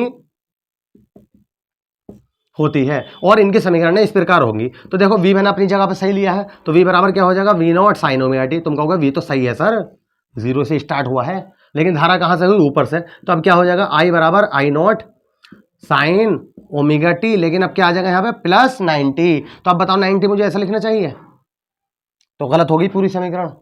कैसे लिखोगे 90, पाई बाई 2 प्लस कर दिया अब हमने, क्योंकि वो अग्रगामी है, अग्रगामी में प्लस करते हैं और पश्चगामी में क्या करते हैं, माइनस कर देते हैं। यहाँ तक बताइए समीकरण समझ में आ गई, समझ में आ गई। अब मैं तुमसे कहूं कि यार फिर यहाँ पे वही कहानी आ रही है, अगर मैं इस समीकरण को इससे भाग करूं तो वी अपॉन आई आगा, v upon I, v naught upon I, v upon I किसके बराबर है। अगर तुम फिर आर कह दोगे तो फिर गलत ना हो गया कि यार इसमें लिखा हुआ केवल धरिता हो, आर हो वही ना।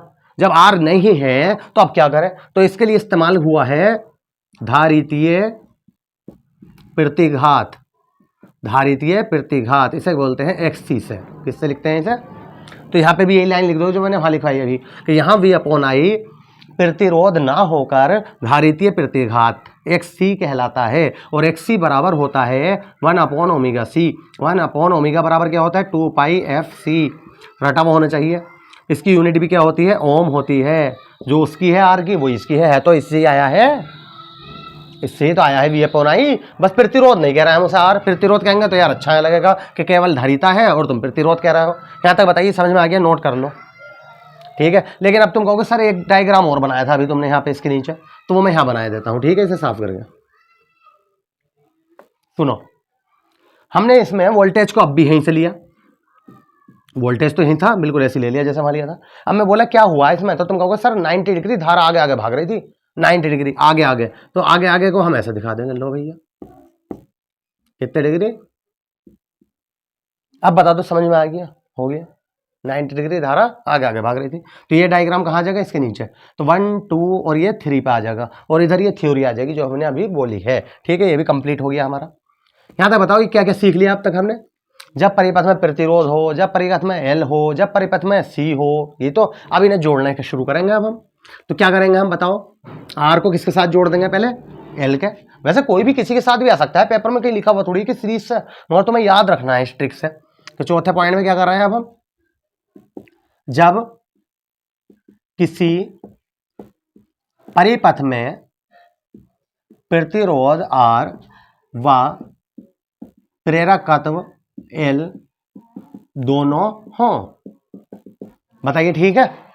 जब किसी परिपथ में प्रतिरोध आर व प्रेरकत्व एल दोनों हों, तो जब ये बात आ गई तो अब हम यहाँ पे बना रहे हैं, देखो ये प्रतिरोध ले लिया और यहाँ पे क्या लगा दिया हमने, प्रेरकत्व लगा दिया एल, इन्हें जोड़ दिया एसी के साथ, इसका वोल्टेज क्या हो गया, वी बराबर v naught sine omega t, बताइए ठीक है।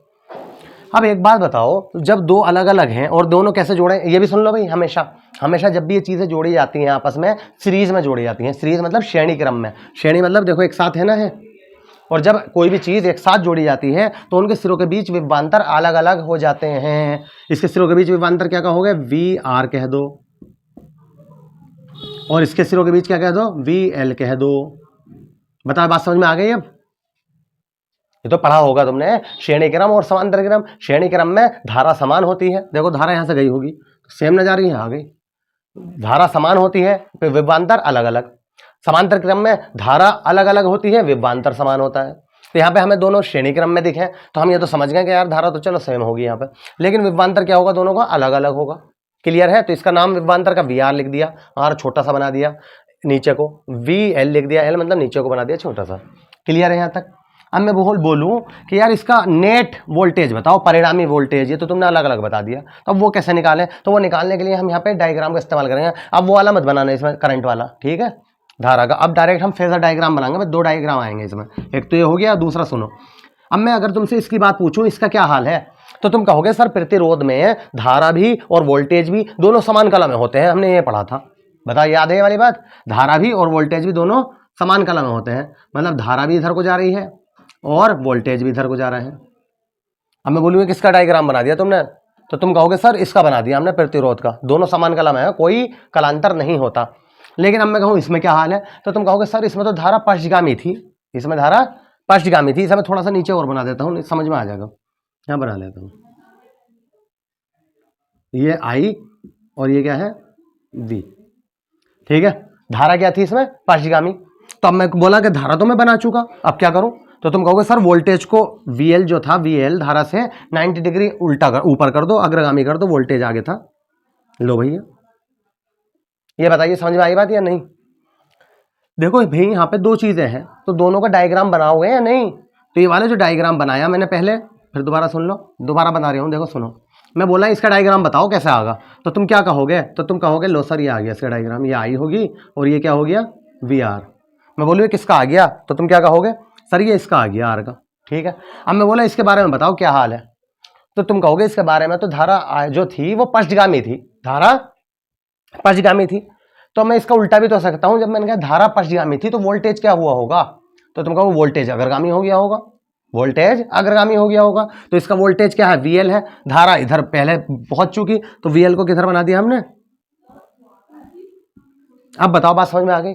अब एक वेक्टर इधर और एक वेक्टर इधर, तो अब इनका रिजल्टेंट कैसे निकलता है भाई, तो रिजल्टेंट कैसे निकलेगा, देखो इसे ऐसा खींच दिया ऐसे, तो रिजल्टेंट क्या आ गया, ये आ गया, बताओ सही है। और इनके बीच जो कलांतर आया वो क्या है फाई आ गया, ठीक है। तो बस ऐसे निकाल लेंगे, तो रिजल्टेंट जो होगा उसके वैल्यू को क्या कह देंगे हम V। अब मैं बोलूँ V कैसे निकालूं, तो तुम कहोगे सर कण का वर्ग बराबर, इधर करा रहा हूं थोड़ा सा, इसी में आ जाएगा पूरा, कण का वर्ग बराबर लंब का वर्ग प्लस आधार का वर्ग, ये तो होगा परिणामी है, परिणामी विभवांतर V। तो कण का वर्ग पाइथागोरस थ्योरम में लगा दिया हमने यहाँ पे, कण का वर्ग बराबर लंब का वर्ग प्लस आधार का वर्ग, जो ये होगा वो ये होगा। कभी तुम ये सोच रहे हो यार ये इधर आ गया, ठीक है। अब मैं बोलूँ अब क्या करें, तो तुम कहोगे सर VR बराबर, V बराबर क्या होता है, ओम का नियम बताओ, V बराबर IR, तो VR बराबर क्या होगा IR। VL बराबर बताओ, तो तुम कहोगे V बराबर तो IR होता है, तो VL बराबर क्या होगा I। लेकिन इसके प्रतिरोध को क्या माना था हमने, क्या माना था, प्रेरण प्रतिघात माना था, बताओ याद है, XL लिखा था, है वही V बराबर IR, V बराबर IR, R ना कहा था, बस उसे XL कह दिया था। तो इन दोनों की वैल्यू उठा के यहाँ और यहाँ लगा दो, तो V स्क्वायर बराबर VR की जगह पे IR लगाएंगे, तो स्क्वायर करेंगे तो I square R square, VL की जगह पे क्या लगाएंगे IXL, तो I स्क्वायर XL स्क्वायर, तो V स्क्वायर बराबर यहाँ भी I स्क्वायर, यहाँ भी I स्क्वायर, कॉमन ले लो, तो I स्क्वायर कॉमन ले लिया, क्या बचा R square plus XL square, तो V स्क्वायर बटे में पहुँचा दो, V square upon I square बराबर क्या आया R square plus XL square, ठीक है। V अपॉन I को एक साथ ऐसे लिख दो, V अपॉन I का होल स्क्वायर बराबर क्या आ गया R स्क्वायर प्लस XL का स्क्वायर। अगर मैं स्क्वायर हटाऊँ तो यहाँ रूट चढ़ जाएगा, तो V अपॉन I बराबर क्या आ गया under root R square plus XL square.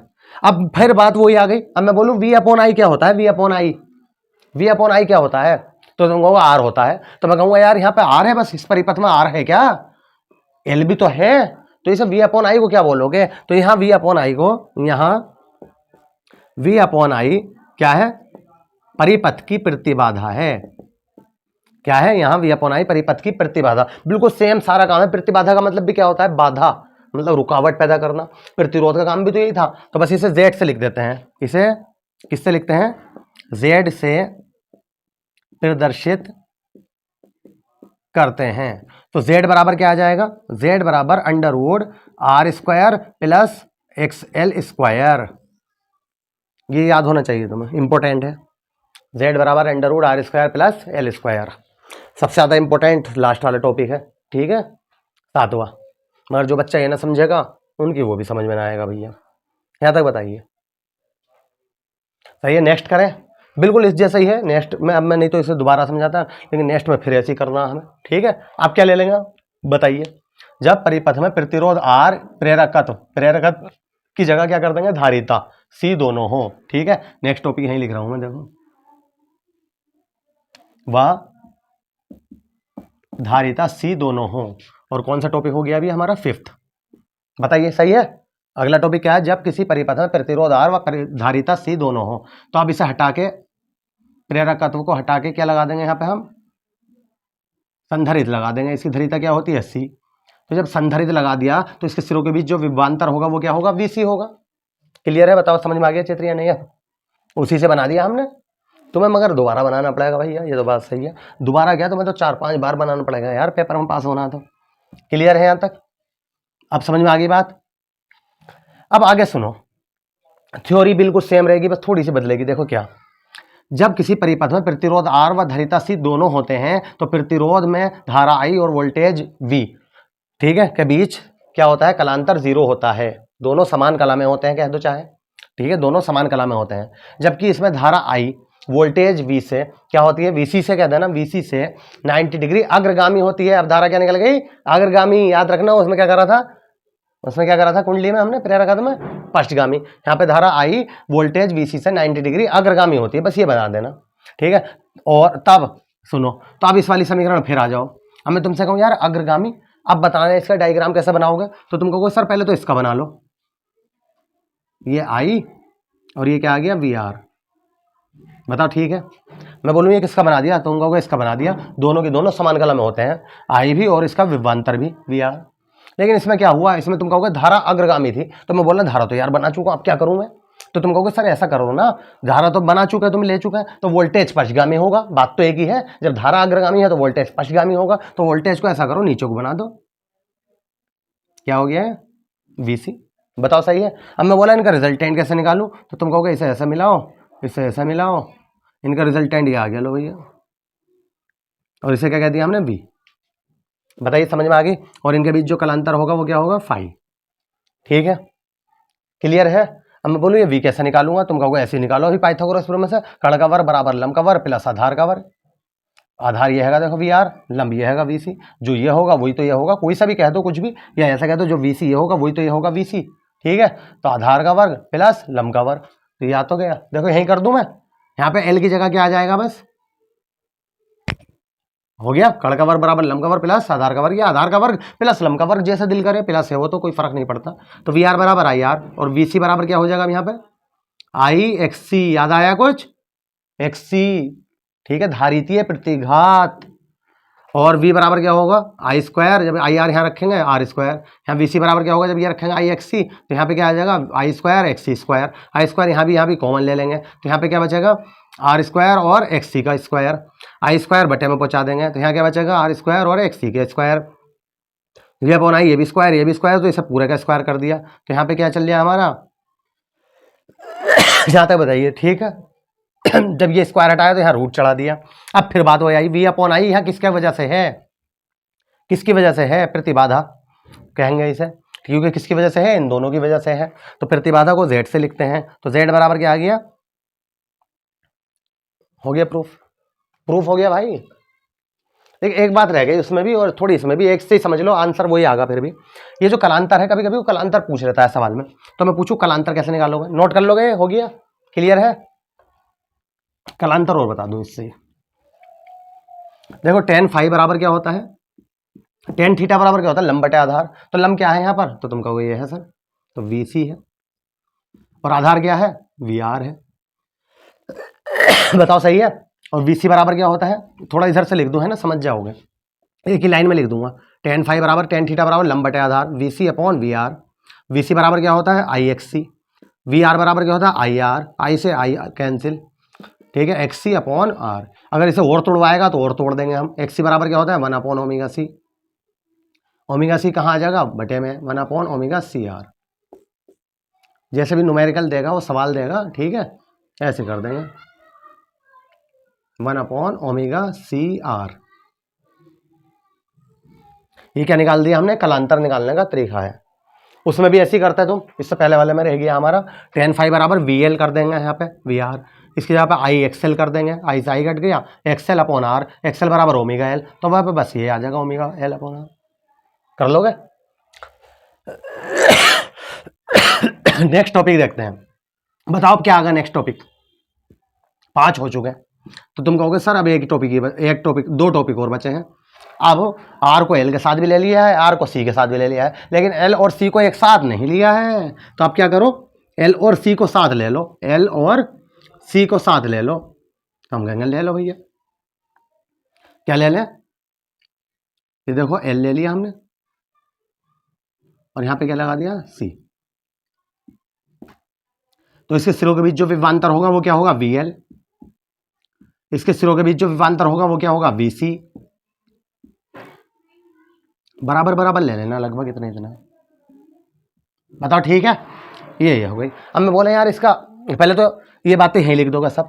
क्या लिखोगे सुनो, जो तुम्हें याद है वो लिखोगे इसके बारे में।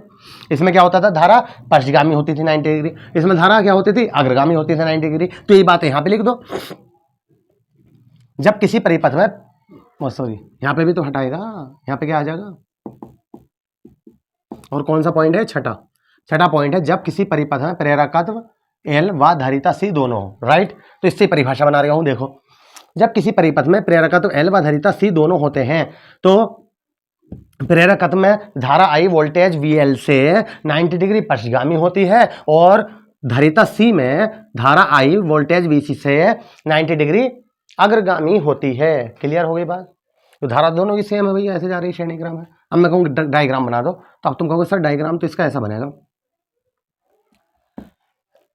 धाराएं ले ली मैंने, ले ली धारा। अब मैं बोला इसके लिए बताओ, तो तुम कहोगे सर इसमें तो 90 डिग्री पश्चगामी था धारा जो थी, ऊपर को बना रहे हो थोड़ा क्योंकि कभी ना आए नीचे। धारा क्या थी 90 डिग्री पश्चगामी थी। तो मैं कहूँगा धारा तो हम बना चुका। तो तुम कहोगे सर वोल्टेज को अग्रगामी दिखा दो। वोल्टेज को कहाँ दिखा दो, ये दिखा दो, होना गया। अब मैं कहूँगा इसका बताओ, तो तुम कहोगे सर धारा इसमें 90 डिग्री अग्रगामी होती थी। मैं कहूँगा धारा तो बना चुका। तो तुम कहोगे वोल्टेज को पश्चगामी दिखा दो। लो भैया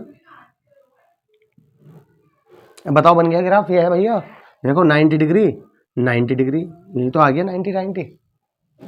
अब लेकिन इनका परिणाम ही पूछूं, अब कैसे निकालोगे आप, पाइथागोरस फिर में ना लगेगी भाई। अब ऐसे ना है, ऐसे और ऐसे है, वहीं तो पाइथागोरस फिर में लगती है जब एक दूसरे के बीच कितने का एंगल हो 90 का। यहाँ तो है ही ना, यहाँ पे तो 180 का है। तो इनका पाइथागोरस फिर में ना लगा के परिणामी विभवांतर क्या निकालेंगे आप, देखो परिणामी विभवांतर। तो तुम कहोगे सर VL माइनस VC, ये कर दो, एक दूसरे का अपोजिट ना है। लेकिन अब यहाँ पे एक कंडीशन आती है। अब तुम कहोगे सर तुम्हें कैसे पता चला VL माइनस VC कर रहे हो कि यही बड़ा है, क्या पता ये बड़ा हो जा, तो VC माइनस VL भी तो हो सकता है। बताओ बात समझ में आ रही है।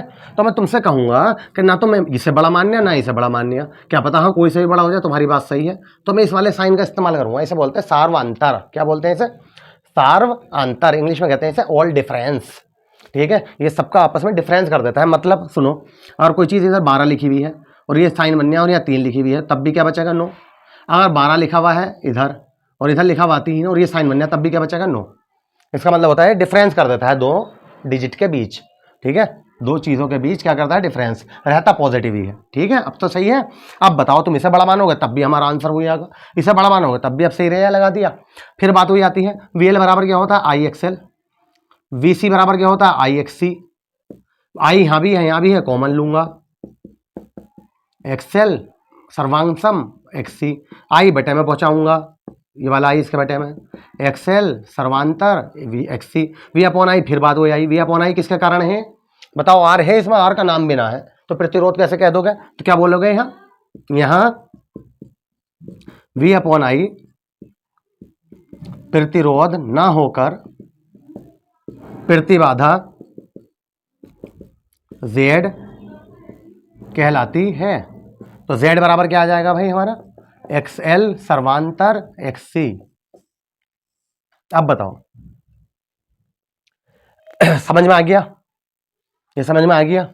लेकिन अब यहाँ से एक नई कहानी बन के आएगी, यहाँ से वो सुन लो अभी, यहाँ तो बात ठीक है, नहीं तो अलग भी करा सकता था, मैं यही कराऊंगा। ये समझ में आ गया सब कुछ, ठीक है, रब कर दें।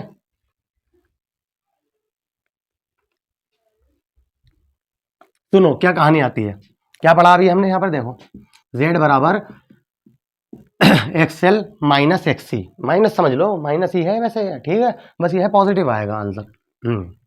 एक बात बताओ, अगर मैं इस केस में XL को XC के बराबर रख दूं, XL को XC के बराबर रख दूं, तो Z बताओ क्या आएगा, 0 ना आएगा। ये भी 5 ये भी 5 या ये भी 10 ये भी 10, ये तो कह रहे हूं मैं, बराबर रख दूं तो 10 में से 10 गया रहेगा तो 0, Z 0 आ गया। और यही जब Z 0 आता है तो ये किसकी कंडीशन कहलाती है, अनुनाद की। यह वैद्युत अनुनाद की स्थिति कहलाती है। अब तुम कहोगे अनुनाद क्या है, तो मैं तुमसे कहूंगा 11th में पूरा एक चैप्टर होता था रेजोनेंस का, अनुनाद। लेकिन कोई बात ना है, हम यहाँ पे भी समझाएंगे। अनुनाद इसे कहते हैं जब दो चीज़ों की आवृत्ति बराबर हो जाए, दो चीज़ें हो उनकी आवृत्ति क्या हो, बराबर हो जाए, तो वहाँ पे अनुनाद होता है। बस एग्जाम्पल सुन लो, चलो अब एक आध बार और समझो, क्योंकि ये तो वैद्युत अनुनाद है। जब हम 11th में पढ़ाते थे, अनुनाद का जो चैप्टर होता था उसमें पढ़ाते थे यांत्रिक अनुनाद, ठीक है, और एक आता था यांत्रिक अनुनाद हो गया, एक हो गया हमारा यांत्रिक अनुनाद, एक होता है विद्युत चुंबकीय अनुनाद, ठीक है, जिसमें रेडियो लेते थे, इस टाइप से होता है, ठीक है। तो इसमें होता क्या है, यांत्रिक अनुनाद क्या होता है, ये जो सेना होती है, सेना पुल को पार करती है, तो सैनिक जो होते हैं कदम से कदम मिलाकर नहीं चलते। क्यों नहीं चलते, क्योंकि उनके कदमों की आवृत्ति, अगर पुल की हालत खस्ता है, पुल बहुत पुराना बना हुआ है, खस्ता हालत है, तो उनके कदमों की आवृत्ति अगर पुल की आवृत्ति के बराबर हो गई, तो पुल के अंदर प्रेरणोदित कंपनों का आयाम बहुत बड़ा हो जाता है, जिसकी वजह से उसके टूटने का खतरा बन जाता है। ये होता है अनुनाद। बस अभी क्या बताया मैंने, तुम तो इतना मत सोचो यार।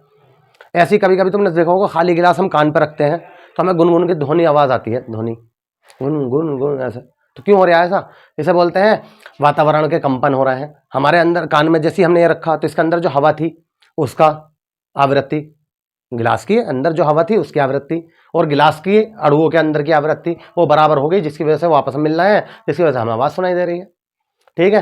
तो इसे ही अनुनाद बोलते हैं।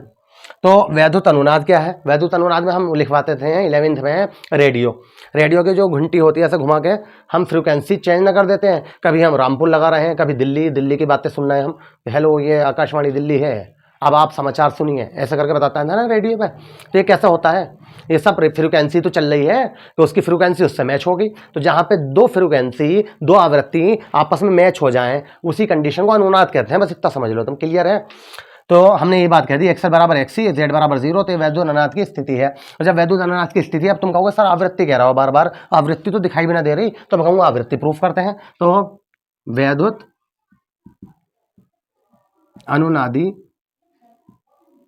अनुनादी आवृत्ति के लिए, तो देखो कैसे प्रूफ कर रहे हैं। ये बताओ वैद्युत अनुनाद कब हुआ था, जब एक्सएल बराबर हुआ था एक्सी के, क्लियर है। तो मैंने कहा था एक्सएल किसके बराबर होता है, यहाँ करा रहा हूँ, एक्सएल किसके बराबर होता है, तुम कहोगे ओमेगा एल के, और एक्सी बराबर क्या होता है 1 ओमेगा सी के। बताओ ठीक है, मैं बोलूँगा ओमेगा किसके बराबर होता है, तुम कहोगे 2 पाई एफ के। ओमेगा किसके बराबर होता है 2 पाई एफ के, हमें एफ ही निकालना है, आवृत्ति क्या है, तो एफ इधर ले जाओ, तो एफ और एफ क्या हो जाएगा एफ स्क्वायर, तो 1/2 पाई एल, 2 पाई एल बटे में चला गया, और 2 पाई सी पहले से लिखा हुआ है, 2 पाई सी, जब हम स्क्वायर हटाएंगे तो यहाँ पे चढ़ जाएगा रूट 1/2 पाई एल इंटू 2 पाई सी। देखो 1/2 पाई 1/2 पाई दो जगह लिख रहा है, तो ये बाहर ले लो, 1/2 पाई यहाँ लिख देता हूँ, f is equal to 1/2 pi under root 1/LC। ये हो गई हमारी वैद्युत अनुनाद। बताइए भाई, समझ में आ गया,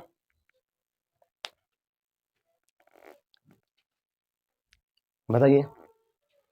F is equal to 1/2 pi under root 1/LC, 1/LC ऐसा लिख देते हैं, ठीक है। F is equal to 1/2 pi under root 1/LC। कैसा आया निकल के, कब आया है निकल के, जब एक्सएल बराबर एक्सी हो जाता है तो वैद्युत अनुनाद कहलाती है। ये हमारे 6 टॉपिक हो गए हैं ना उसके। अब 7वां है जो वेरी वेरी इंपॉर्टेंट है, LCR परिपथ, जिसमें L भी होगा, C भी होगा, R भी होगा, ठीक है, वो लेंगे हम, तीनों को जोड़ देंगे आप कैसे। इसका मतलब 7वां टॉपिक क्या है हमारा इसका, जब परिपथ में प्रेरकत्व L, प्रतिरोध R व धारिता C तीनों हो। बताओ बात समझ में आ गई, तीनों जोड़ दो। मगर तरीका थोड़ा सा ऐसे सोचो, वैसे कुछ भी कहीं भी जोड़ सकते हो, कैसे भी आ सकता है पेपर में, लेकिन अगर ये आ जा, ये बना खुद आ जा प्रूफ करने को, तो तुम इसमें तरीके से ऐसे ही जोड़ना जैसे मैं जोड़ रहा हूँ। पहले किसे लूँगा मैं, आर को, फिर किसे लूँगा एल को, फिर किसे लूँगा सी को। वैसे कोई फर्क नहीं पड़ रहा, कहीं भी कोई भी जोड़ दो। क्यों? क्योंकि हमने इसे रट रखा है। ऐसे तो कहते हैं हम कि इसे याद रख लो कि इसमें दोनों समान कलम है, इसमें धारा पक्षगामी, इसमें धारा अग्रगामी, ऐसे याद रहता है। वैसे कहीं भी कुछ भी कर लो, आंसर तो वही आना हमारा। ये आर हो गया, ये एल हो गया और ये सी हो गया। और इसे शॉर्ट में क्या बोलते हैं? LCR परिपथ, LCR परिपथ। तो इसके सिरों के बीच विभवांतर VR, इसके सिरों के बीच VC VL और इसके सिरों के बीच VC। और ये क्या हो गई समीकरण? V बराबर V0 sin ओमेगा टी। बताओ ठीक है? यही बात है जो हमने अभी बोली वो यहाँ पे लिख दोगे। लिखो, मैं बोल रहा हूं। जब किसी परिपथ में प्रेरकत्व L व प्रतिरोध R व धरिता C तीनों को श्रेणी क्रम में जोड़ दिया जाता है तो प्रतिरोध के सिरों के बीच धारा I और वोल्टेज VR दोनों समान कला में होते हैं, जबकि प्रेरकत्व के सिरों के बीच धारा I वोल्टेज VL से 90 डिग्री पक्षगामी होती है और इसके सिरों के बीच धारा संधारित्र के सिरों के बीच धारा I वोल्टेज VC से 90 डिग्री अग्रगामी होती है। क्लियर है? यहां तक लिख दी बात। अब यही बात जो हमने बोली है वो यहाँ पे डायग्राम में दिखा दो भाई, कितना सिंपल है। सुनो, मैं एक डायग्राम बना दिया, मैंने बोलो ये किसका डायग्राम है, तो तुम क्या कहोगे? तुम कहोगे सर ये प्रतिरोध का बना तो दिया तुमने, प्रतिरोध है। बताओ सही है? अब मैं बोलूं जब ये प्रतिरोध है तो हमें इसका बारे में बताओ, तो तुम कहोगे धारा जो होती है पक्षगामी होती है।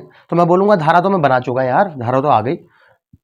तो तुम कहोगे सर वोल्टेज को अग्रगामी कर दो, वोल्टेज को कहां बना दो? ऊपर बना दो। बताओ सही है? हो गया। अब मैं बोलूं इसके बारे में बताओ, तो तुम कहोगे सर इसमें धारा अग्रगामी होती है 90 डिग्री। मैं बोला धारा तो बना चुका, तो तुम कहोगे सर ऐसा करो वोल्टेज को पक्षगामी कर दो इसमें। तो पक्षगामी का मतलब क्या होता है? ऐसे। बताओ क्लियर है? अब एक बात बताओ, अब मैं कहूँ इनका परिणाम ही निकालो। अब देखो ऐसे भी है, अब तुम कहोगे सर इन दोनों का अंतर आ जाएगा, तो मैं कहूँगा ऐसे भी तो है भी, 1 2 3 3 जगह है। अब क्या करूं? तो तुम कहोगे सर ऐसा करो VL और VC इन दोनों का परिणामी तो VL माइनस VC कर दो। फिर तुम्हारे माइंड में आ गया यार अभी तो सर्वांतर करा था, ये माइनस क्यों लगा दिया? तो मैं कहूँगा कोई फर्क ना पड़ेगा यहाँ माइनस लगाने पे, क्योंकि यहाँ स्क्वायर आने वाला है और स्क्वायर जब आ जाता है तो माइनस प्लस कुछ भी कह लो, आना प्लस ही है निकल के। अभी पता चल जाएगा अभी जो मैं कह रहा हूँ। अब ये बताओ, ये वाली बात समझ में आ गई कि इधर क्या हो गया? VL minus VC। अब जैसे ये करा तो इनका परिणामी तो VL माइनस VC मिल गया और ये VR, तो इनके बीच जो रिजल्टेंट वेक्टर आ गया वो क्या हो गया हमारा? V, और इनके बीच कलांतर 5। अब मैं कहूँ ये निकालना मुझे, तो तुम कहोगे सर निकाल लो। तो मैं बता, देखो आधार ये हो गया VR, लंब ये हो गया VL माइनस VC। इन दोनों का तो हम कर चुके हैं ना VL माइनस VC, तो उससे आ जाएगा। पाइथागोरस फिर में लगा दो, V स्क्वायर बराबर कड़ का वर्ग बराबर लंब का वर्ग प्लस आधार का वर्ग या लंब का वर्ग, जो भी दिल करे। देखो ये कह रहा था मैं, VL माइनस VC का क्या आया? स्क्वायर। अगर तुम यहाँ पे ये वाला साइन भी लगा देते हैं यूँ करके तो तब भी कोई फर्क ना पड़ता, लेकिन इसलिए हमने यहाँ माइनस यूँ लगा दिया कि अगर तुम कहोगे सर ये बड़ा हो गया तो मैं कहूँगा कोई बात ना, ये 10 है, ये माइनस के 12, तो माइनस के 2 बचा, लेकिन ये स्क्वायर होने की वजह से माइनस माइनस प्लस हो जाएगा, इसलिए हमने ये ले लिया। क्लियर है? अब तो V स्क्वायर बराबर, फिर बात वही आ गई, VR किसके बराबर होता है जल्दी बताओ? तो तुम कहोगे IR के। VL किसके बराबर होता है जल्दी बताओ? तुम कहोगे IXL के। VIC किसके बराबर होता है बताओ जल्दी से? VXC के। तो वैल्यू लगा दो, V स्क्वायर बराबर यहाँ पे क्या आ जाएगा? I स्क्वायर R स्क्वायर, यहाँ पे क्या आ जाएगा? IXL minus IXC। तो V स्क्वायर बराबर I square R square plus यहाँ भी I कॉमन लूंगा, स्क्वायर होने की वजह से क्या आ जाएगा? I square XL minus XC का होल स्क्वायर। I स्क्वायर यहाँ भी कॉमन लो और इसके बटे में पहुँचा दो। कर तो वैसे ही रहा है सब कुछ जो अभी तक हमने करा था, बराबर R square plus XL minus XC का होल स्क्वायर। L और C सही करके बनाना, देखो बिल्कुल अलग अलग दिख रहा है मेरा, ऐसे ही बनाना आपको भी। तो देखो जब V स्क्वायर I स्क्वायर है तो V अपॉन I का होल स्क्वायर कर दो और स्क्वायर हटाएंगे तो यहाँ रूट चढ़ा दो, तो क्या परेशानी यहाँ तक बताओ मुझे? R square plus XL minus XC का होल स्क्वायर। बताओ यहाँ तक बात फिर वही आ गई। V अपॉन I क्या होता है? तुम कहोगे R, मैं कहूँगा R थोड़ी है भैया, यहाँ पे पूरे परिपथ में यहाँ पे तो R भी है, L भी है, C भी है, तो क्या करूँ? V अपॉन I की जगह पे Z लिख दो। ठीक है, यहाँ V अपॉन I R ना होकर क्या है? प्रतिबाधा Z है, अतः तो Z बराबर क्या आ गया हमारा? Under root R square plus XL minus XC का होल स्क्वायर। लो भैया प्रूफ हो गया। ये बताओ कुछ भारी लगा? वैसे भारी था कुछ? क्या करा हमने? तुम्हारे सामने है सब कुछ, जो उनके साथ करता है वो इनके साथ करा है। यहाँ तक बताइए कंप्लीट, यहाँ तक बताइए समझ में आ गया सब कुछ? आगे बढ़े, ठीक है, नोट कर लीजिए, है ना। एक बात और, हाँ ये अभी हाथों हाथ यहीं समझ लो, आगे जब बढ़ेंगे अभी इनके बीच अगर वो कलांतर पूछ ले तो साफ कर दे भाई इसे, ठीक है, कलांतर निकालना है। मोस्ट इंपोर्टेंट कहा मैंने इसे, ये तो न्यूमेरिकल आया रखा है, एक नहीं ज़्यादा न्यूमेरिकल आने की उम्मीद है 90%, तो और कलांतर भी समझ लो, कलांतर कैसे निकालेंगे। तो वही tan फाई बराबर क्या होता है, tan फाई बराबर लंब बटे आधार, tan फाई बराबर लंब बटे आधार, लंब क्या है यहाँ पे VL माइनस VC, अपॉन आधार क्या है VR, तो VL क्या होता है IXL, ये क्या होता है IXC अपॉन R, VR क्या होता है VR IR, देखो I यहाँ से और यहाँ से कॉमन लो और इस वाले I से उसे काट दो, तो क्या आ गया हमारा XL minus XC upon R, ये इनके बीच क्या आ गया हमारा कलांतर, ठीक है। ठीक है, अगला टॉपिक क्या है हमारा ट्रांसफार्मर, देखो लिखा हुआ दिख रहा होगा आपको ट्रांसफार्मर, ट्रांसफार्मर क्या है ट्रांसफार्मर, अगर मैं इसे ना भी छुपा लूँ इसे वैसे ही बता सकते हो तुम। ट्रांसफार्मर, ये ट्रांसफार्मर जो होता है ये प्रतिवर्ती विभव जो होता है वोल्टेज उसे कम या बढ़ती कर देता है, ये है ट्रांसफार्मर, मतलब उसे परिवर्तित कर देता है। अभी समझाएंगे कैसे बढ़ाता है कैसे घटाता है, तुमने कौन कौन से ट्रांसफार्मर देखे होंगे, ये सारी बातें समझाएंगे, ठीक है। पहले ये समझ लो क्या लिखा हुआ देखो यहाँ पर, यह एक ऐसी युक्ति है जो कि प्रतिवर्ती विभव को परिवर्तित कर देती है। सिद्धांत क्या है इसका, बात आती है सिद्धांत, ट्रांसफार्मर समझ में आ गया, प्रतिवर्ती विभव को परिवर्तित कर कम या बढ़ती कर देती है, ठीक है। सिद्धांत क्या है, यह अन्योन्य प्रेरण के सिद्धांत पर कार्य करता है। अन्योन्य प्रेरण नाम याद आ गया, समझ में आया कुछ, पिछले चैप्टर में विद्युत चुंबकीय प्रेरण का जो चैप्टर था उसमें अन्योन्य प्रेरण ना था, उसमें हमने एक कुंडली ली थी, उसके बराबर में दूसरी कुंडली रख दी थी, लेकिन एक कुंडली में हमने धारा कमान में परिवर्तन किया था, कम करा था या बढ़ाया था याद है, या बंद करा था। तो बराबर में जो कुंडली रखी थी उसमें जबकि बैटरी भी नहीं लगी हुई थी और उसमें क्या देखने को मिला था हमें, प्रेरित धारा, याद आ गया। तो उसी पे वर्क करता है ट्रांसफार्मर, कि ये अन्योन्य प्रेरण के सिद्धांत पर कार्य करता है। इसके अनुसार वही परिभाषा जो वहां लिखी थी वही लिख देंगे। इसके अनुसार जब पास पास रखी दो कुंडलियों में से किसी एक में धारा के मान में परिवर्तन किया जाता है तो दूसरी कुंडली में प्रेरित विद्युत धारा उत्पन्न हो जाती है, इस घटना को अन्योन्य प्रेरण कहते हैं। बस सिद्धांत हो गया। अब बात आती है संरचना की, समझ में आ गया सिद्धांत क्या है, मेन पॉइंट यही है इसका, अन्योन्य प्रेरण, इसका सिद्धांत या ये अन्योन्य प्रेरण के सिद्धांत पर कार्य करता है। अन्योन्य प्रेरण का सिद्धांत क्या था, जब दो पास पास रखी कुंडलियों में से किसी एक में धारा के मान में परिवर्तन किया जाता है तो दूसरी कुंडली में प्रेरित धारा उत्पन्न हो जाती है। अब आती है इसकी संरचना, संरचना क्या है भैया, स्ट्रक्चर क्या है इसका, तो इसे ऐसे करके बनाया जाता है। अभी देखो सुनो,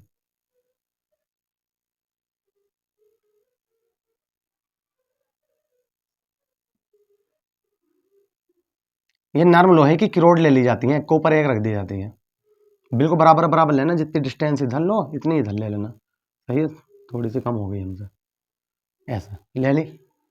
एक तरफ बहुत सारे फेरे लगा दिए जाते हैं, ऐसे तांबे के फेरे होते हैं, तांबे के तार के बहुत सारे, मतलब कुंडली बना दी हमने, देखो ये कुंडली तो बन गई। और एक तरफ कम लगा दिए जाते हैं, बस इसका संबंध यहां पे कर दिया जाता है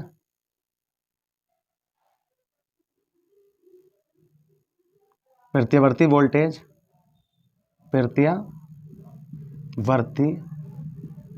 वोल्टेज, ये जो प्रत्यावर्ती वोल्टेज कहते हैं इसे कहते हैं हम इनपुट, जो हम दे रहे हैं, ठीक है। इनपुट मतलब निवेशी, जो हम दे रहे हैं, जो हमें यहां पे मिलते हैं वो ये है,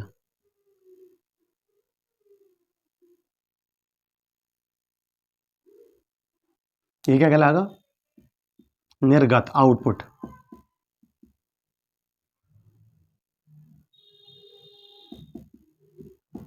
प्रत्यावर्ती वोल्टेज लिख सकते हो, ठीक है, प्रत्यावर्ती वोल्टेज ये हो गया निवेशी वोल्टेज और ये हो गया निर्गत वोल्टेज। वैसे ये भी सुन लो, ट्रांसफार्मर का काम एसी प्रत्यावर्ती धारा या प्रत्यावर्ती वोल्टेज मतलब इसमें इस्तेमाल होता है एसी के लिए, डीसी में ट्रांसफार्मर का कोई इस्तेमाल नहीं है, क्लियर।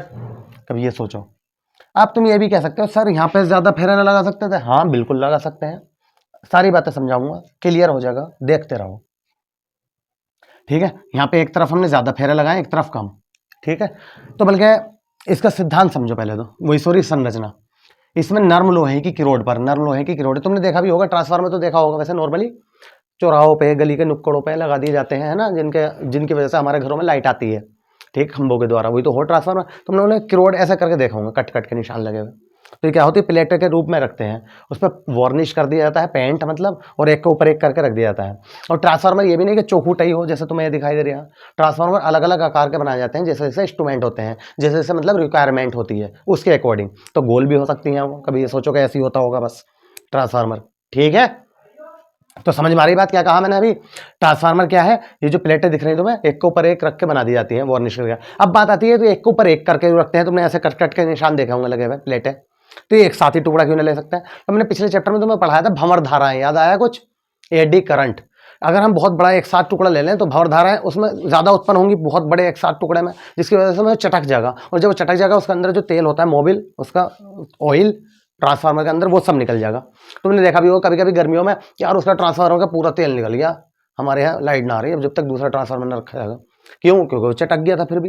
तो इसलिए भंवर धाराओं को कम करने के लिए उसे अलग अलग किरोड़ों के रूप में रखा जाता है कि भंवर धाराएं कम से कम उत्पन्न हो, मतलब टुकड़ों में तो होगी छोटे छोटे, ठीक है, तो इतनी ना होगी जिसकी वजह से वो उसे चटका दे। और ये नर्म लोहे की इसीलिए रखी जाती है, ज़्यादा हार्ड लोहा होगा तब भी वो चटक जाएगा टेम्परेचर बढ़ने के साथ साथ। ठीक है, बात समझ में आ रही है। तो ये यहीं से चालू करेंगे संरचना, देखो ध्यान से सुनो। इसमें नर्म लोहे की किरोड़ों पर वार्निश करके या पॉलिश करके उन्हें एक के ऊपर एक रख दिया जाता है, सुखाकर एक के ऊपर एक रख दिया जाता है। फिर उसके एक साइड में ज़्यादा फेरों वाली कुंडली लगा दी जाती है और दूसरी साइड में कम फेरों वाली कुंडली लगा दी जाती है। ठीक है, जिसमें ज़्यादा लगाई थी उसे कहते थे प्राथमिक, और जिसमें कम लगाई है उसे कहते हैं द्वितीयक। मतलब ये भी नहीं है इसमें प्राथमिक इसे कहते हैं, प्राथमिक इसे भी कह सकते हैं, लेकिन बात समझना भी जो मैं बताना चाह रहा हूँ, जहाँ से तुम्हें लाइट भेजनी है, निवेशी का मतलब क्या है, इनपुट, जहां से तुमने वोल्टेज दे दिए तो वो हमेशा प्राइमरी होगी, ऐसा सुन लो। जहां से हमें वोल्टेज मिलेंगे, वोल्टेज कहां से मिलना है हमें, इन कुंडलियों के सहारे यहाँ पे, ठीक है, वो क्या होगी, हमेशा सेकेंडरी होगी, बात खत्म। सही है, समझ में आ रही बात। तो इसे एक प्राथमिक कुंडली कहते हैं और दूसरी वाले को द्वितीयक। अब ये भी हाथों हाथ समझ ही लो बल्कि कि ट्रांसफार्मर दो प्रकार के होते हैं, ये पढ़ाऊंगा मैं तुम्हें। एक होता है स्टेप अप ट्रांसफार्मर, ये भी यही समझ लो पहले, बाद में बताऊंगा। एक होता है स्टेप डाउन,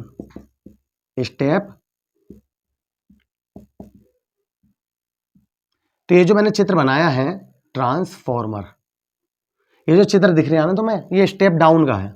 स्टेप डाउन को हिंदी में कहते हैं अपचाई ट्रांसफार्मर। क्या कहते हैं, अपचाई ट्रांसफॉर्मर। और स्टेप अप को कहते हैं उच्चाई।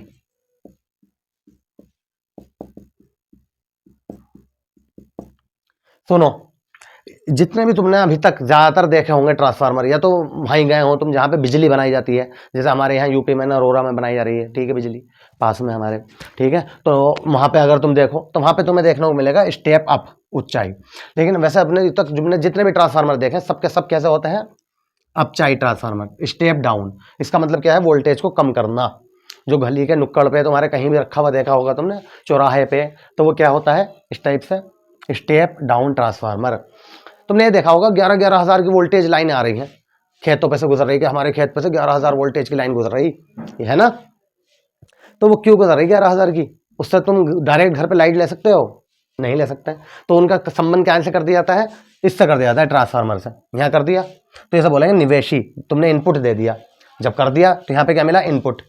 और यहाँ पे जो हुआ, यहाँ पे जो हमें मिला वो क्या है, निर्गत। जो हमारे घरों में ज़्यादातर तुम्हें पता होगा इंडिया के अंदर, हमारी इंडिया में 220 वोल्टेज आते हैं। तो 220 वोल्टेज तुम कहोगे यार वो तो 11,000 वोल्टेज की लाइन थी, लेकिन बीच में क्या लगा दिया उन्होंने, ट्रांसफार्मर। तो उसने क्या कर दिया, डाउन कर दिया, ये मतलब है, बात समझ में आ गई। तो स्टेप, वो जो 11,000 वोल्टेज की लाइन आ रही थी उसे यहाँ लगा दिया गया, तो हमने इनपुट दे दिया। लेकिन यहाँ से जो मिला हमारे घरों में गई वो कितने कर दिया उन्होंने, 220 वोल्टेज, 220 250 इतने तो वोल्टेज होते हैं, 220 है हमारे इंडिया में, ठीक है। वो हो गया निर्गत। निर्गत मतलब आउटपुट, हमें क्या मिला, आउटपुट। तो ये होता है, ये जो मैंने बनाया है डायग्राम, ये स्टेप डाउन का ट्रांसफार्मर है, step down transformer, step down transformer का है। जब स्टेप डाउन ट्रांसफार्मर होता है तो उसमें कुछ करना ना है, स्टेप डाउन ये है, यहाँ पे फेरों की संख्या, जहाँ पे हम लाइट लगा रहे हैं 11,000 वोल्टेज, जितने भी चाहे इतने दे दो, तो यहाँ पे मिल रही है हमें कम, तो कम फेरे यूँ ले लेते हैं। लेकिन अगर हमें यही मुझे स्टेप अप बनाना होता, स्टेप अप, तो यही फेरों की संख्या क्या करते हैं हम, यहाँ पे बढ़ा देते हैं, जितनी ये है इतने ले लो, और यहाँ पे कम ले लो। तो हम क्या करेंगे, कम दे रहे हैं और हमें यहाँ पे क्या मिल रही है, ज़्यादा मिल रही है। जितने फेरे होंगे चुंबकीय फ्लक्स उतना ही ज़्यादा होगा, जिसकी वजह से प्रेरित धारा उतनी ही अधिक होगी, ये मतलब है इसका। तो स्टेप अप और स्टेप डाउन समझ में आ गया।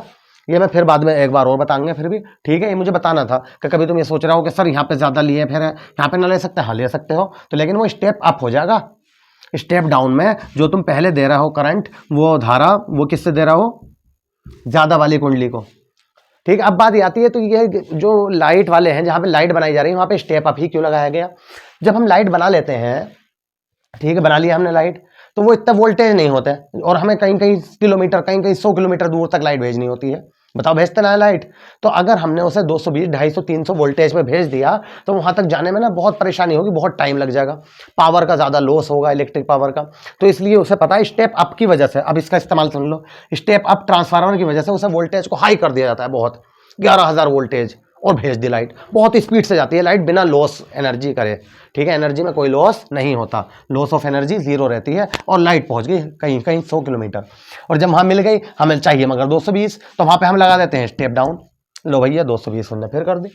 तो लाइट को दूर दूर भेजने के लिए इसका इस्तेमाल किया जाता है स्टेप अप ट्रांसफार्मर का। और ये कहाँ लगे हुए होते हैं? जहाँ पे बिजली बनाई जाती है, ठीक है। हमने जो देखे हैं ज़्यादातर वो क्या होते हैं? Step down. मोबाइल का जो चार्जर होता है उसके अंदर भी ट्रांसफार्मर होता है, वो भी क्या होता है? Step down transformer. खुद सोचो, तुमने देखा होगा उसके अंदर लिखा हुआ 3 वोल्ट, 5, 12 वोल्ट ऐसे लिखा हुआ बैटरी पे। बैटरी पे भी होता है, उस पर भी, वो इस पे ही मोबाइल के चार्जर पे। तो इसका मतलब ये है वो तो 12 वोल्ट ले रहा है, 15 वोल्ट ले रहा है, और तुम्हारे घर हमारी लाइट 220 वोल्ट। तो कैसा कम करोगे? कैसे करोगे? तो उसके अंदर ट्रांसफार्मर लगा दिया जाता है, वो 220 को क्या करेगा? और कम कर देता है, ठीक है। इससे जो हमारे घरों में लाइट है वो 220 वोल्टेज थी, और वो ले रहा 15 वोल्ट, 20 वोल्ट, 35 वोल्ट, ऐसे तो होते हैं चार्जर। तो वो क्या करता है? उसके अंदर ट्रांसफार्मर लगा दिया जाता है। अब तुम उसे लीड को काट के डायरेक्ट लगा सकते हो क्या मोबाइल में? मोबाइल फट जाएगा बल्कि, ठीक है, या खराब हो जाएगा। क्यों? जब तक चार्जर ना हो, एडोप्टर ना हो, तभी तो लगाओगे कि भाई एडोप्टर क्या करेगा, उसके अंदर जो ट्रांसफार्मर है उसे वोल्टेज को कम कर दें, जितनी तुम्हें रिक्वायरमेंट है तुम्हारे मोबाइल को वो इतनी देगा। क्लियर हो गया? अब चाहिए ट्रांसफार्मर ऊंचाई, ऊंचाई का मतलब क्या है? उच्च करना। अब चाहिए मतलब अप, मतलब स्टेप डाउन, नीचे करना, ठीक है। तो ये ट्रांसफार्मर जो बनाया मैंने क्या है? ये स्टेप डाउन अब चाहिए ट्रांसफार्मर है। क्लियर है?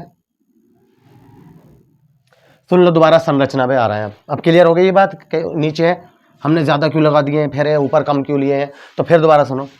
इसमें नरम लोहे की रोड पर वार्निश करके उन्हें सुखाकर अलग अलग रख के एक के ऊपर एक रख दिया जाता है, और उन्हें उनके दो साइडों में एक तरफ ज्यादा फेरों की कुंडली लगा दी जाती है, चाहे स्टेप अप हो या स्टेप डाउन हो। एक तरफ तो ज्यादा लोग है और एक तरफ कम फेरों की कुंडली तांबे के फेरों से लपेट दिए जाते हैं। जैसे प्राथमिक कुंडली, जहां पे हम, अब तो मैंने इसे निवेशिक आया है तो इसलिए अब तो ये कहना पड़ेगा तुम्हें, यहाँ से वोल्टेज दिए हैं तुमने, तो जब यहाँ से वोल्टेज दिए और यहाँ पे ज्यादा धारा वो है फेर है, तो इसका मतलब क्या है? अपचाई ट्रांसफार्मर, ठीक है। एक साइड से हम निवेशी प्रत्यावर्ती वोल्टेज देते हैं और दूसरी साइड से हमें निर्गत वोल्टेज प्राप्त हो जाता है, जैसे कि चित्र में दिखाया गया है। क्लियर है? अब कार्यविधि समझ लो इसकी। कार्यविधि, जब दो कुंडली है तो इसमें एक को प्राथमिक कुंडली कहना पड़ेगा, एक को द्वितीयक कुंडली। तो यदि प्राथमिक कुंडली में फेरों की संख्या np हो और द्वितीयक कुंडली में फेरों की संख्या ns हो, बताओ सही है? तब प्रेरित विद्युत वाहक बल किसके अंदर? प्राथमिक कुंडली का, एक एक करके निकालेंगे। प्राथमिक कुंडली में उत्पन्न प्रेरित विद्युत वाहक बल, तो जब प्राथमिक की बात कर रहे हैं तो इसे कहते दो ईपी बराबर क्या होगा? फैराडे का नियम लगा रहे हैं भाई, minus NP delta phi upon delta t. बताओ सही है? डेल्टा फाई दोनों जगह जितना यह होगा, जितना फ्लक्स इससे जाएगा इतना ही ऐसा होकर गुजर जाएगा, ठीक है। अब क्या कह रहे हैं हम? द्वितीयक कुंडली में उत्पन्न प्रेरित विद्युत वाहक बल, तो वो क्या हो जाएगा? ईएस, द्वितीयक मतलब सेकेंडरी, एस बराबर minus NS delta phi upon delta t. बताओ सही है? अगर हम इसको इससे डिवाइड कर दें, ये समीकरण 1 और समीकरण 2, ठीक है, तो क्या आएगा? ईपी अपॉन ईएस, है ना, या ईएस अपॉन ईपी, जैसे तुम्हारा दिल करे, ईएस अपॉन ईपी, इसे इससे डिवाइड कर रहे हैं हम। तो देखो delta phi upon delta t से ये कट जाएगा, तो क्या आ जाएगा? माइनस से माइनस कट जाएगा, एनएस अपॉन एनपी। बताओ याद हो जाएगा? ईएस अपॉन ईपी बराबर एनएस अपॉन एनपी। यहां तक बताइए क्या कर रहे हैं अब हम? ये कार्यविधि, ठीक है। आगे बढ़ते हैं इसी का आगे। एक बात बताओ, यदि इसमें धारा हो आईएस, प्राथमिक है सॉरी आईपी, और इसमें धारा हो IS, ठीक है, बस, ठीक है। तो क्या होगा, तो देखो भाई सुनो, ES अपॉन EP इजिकल टू, एक बात बताओ, इस जैसे हम धारा की बात करें ऐसे वोल्टेज भी तो कह सकते हैं। तो अगर यहाँ वोल्टेज V हो, VS, और यहाँ पे क्या हो, VP हो, तो इसी प्रकार हम इसी के नीचे लिख देंगे, यहाँ पे संरचना साफ कर दो, है ना, इसी प्रकार। तो VS अपॉन VP बराबर होगा ES अपॉन EP बराबर होगा NS अपॉन NP। यहां तक बताइए, ठीक है। बताओ, जहां पे प्रेरित तो आग बली तो V होता है, VS विभवांतर कह दिया हमने VS, प्राथमिक कुंडली में क्या हो गया दिया VP, और सेकेंडरी में कह दिया VS। तो अब एक बात बताओ, क्या अगर आदर्श ट्रांसफार्मर है, क्या है, आदर्श ट्रांसफार्मर, तो आदर्श ट्रांसफार्मर जो होता है उसमें है वोल्टेज, वो उसका सॉरी पावर का कोई लॉस नहीं होता, मतलब जितनी यहां से दोगे तुम इतनी यहां पे मिलेगी। P इनपुट बराबर होगा P आउटपुट। तो P बराबर होता है VI, जब इनपुट की इसकी बात कर रहा है तो क्या है, प्राथमिक, क्या है ये कुंडली, प्राथमिक, और ये क्या है, द्वितीयक। तो P बराबर VI होता है, तो पता ही होगा तुम्हें, P बराबर VI। तो मैं इसकी बात करूंगा तो तुम कहोगे सर VP IP बराबर क्या होगा, VSIS, जो यहां मिलेगी, बताओ, ठीक है। तो अभी हमने क्या करा था, VS अपॉन VP करा था, तो VP को अगर मैं इधर के बट्टे में ले जाऊं तो इधर क्या हो जाएगा, IP अपॉन IS बराबर VS अपॉन VP, मतलब VP मतलब V एक तरफ और I एक तरफ कर दिया। तो जैसे ये मिला तो हम यहाँ पे फिर लौट के आ गए, क्या आ गया, देखो VS अपॉन VP बराबर है NS अपॉन NP बराबर है, लेकिन देखो ये S, ये भी S, ये भी P, ये भी, लेकिन यहाँ पे उल्टा हो गया, VS अपॉन VP है तो क्या है, IP ऊपर है, एक दूसरे क्या है, अनुक्रमाती है। तो क्या करोगे, IP अपॉन IS, इंपॉर्टेंट है भाई, न्यूमेरिकल आ जाते हैं इसमें, ठीक है, 12th क्लास में। बताओ यहां तक समझ में आ गई थी बातें, कैसे करा हमने ये सब कुछ, फैराडे का नियम लगाया प्राथमिक कुंडली के लिए, द्वितीय कुंडली के लिए, और फिर क्या करा, उनसे डिवाइड कर दिया, तो क्या आ गया हमारा ES अपॉन EP बराबर NS अपॉन NP। फिर क्या करा हमने, हम बोले जहां होगा ES वहीं होगा VS, जहां होगा EP वहीं होगा VP, तो हमने इसे इसके ऊपर रख दिया। हम बोले आदर्श ट्रांसफार्मर क्या, इसका मतलब भी समझ लो, आदर्श क्या मतलब हुआ इसका, अगर कोई ऐसा ट्रांसफार्मर है आइडियल, वैसे रियल में ऐसा होता नहीं है कि जितनी पावर तुमने यहां से दी इनपुट से इतनी पावर यहां मिल गई, ऐसा होता नहीं है, आज तक ना हुआ ऐसा। लेकिन अगर मान लो कि ऐसा ट्रांसफार्मर हो जितनी तुम यहां से तो पूरी की पूरी हमें मिल जा, कोई भी लॉस ना हो, तो क्या होगा, तो तुम कहोगे सर P पावर इनपुट बराबर होगी P आउटपुट, उसे बोलते हैं आदर्श ट्रांसफार्मर, ठीक है। तो पावर इनपुट मतलब प्राइमरी होती है हमेशा, जब हम वोल्टेज देते हैं तो वो प्राइमरी है, तो VI होता है P बराबर, तो VP IP बराबर क्या होगा, VSIS, तो VP को इसके बटे मिलेगा, तो VS अपॉन VP, IS इसके बेटा मिलेगा IP अपॉन VS। फिर हम यही लौट के आ गए, VS अपॉन VP बराबर NS अपॉन AP, लिखना चाहो ये भी लिख दो, कोई बात ना है, ठीक है, बराबर क्या होगा IP अपॉन IAS, एक दूसरे के क्या होगा, ये देखो यहाँ VS था, यहाँ IP, यहाँ VP था, यहाँ IS, एक दूसरे के उल्टे ना होगा, तो इसे याद रखना इस फॉर्मूले को, ठीक है। यहाँ तक बताइए, और इसी के बाद में आता है ट्रांसफार्मर के प्रकार। तो ट्रांसफार्मर के प्रकार में ऑलरेडी तो मैं पढ़ा चुका हूँ, ट्रांसफार्मर किसके कितने प्रकार का होता है, 2 प्रकार के, देखो फिर भी लिख रहा हूं मैं यहाँ दोबारा, फिर क्या कह रहे हैं हम, ट्रांसफार्मर के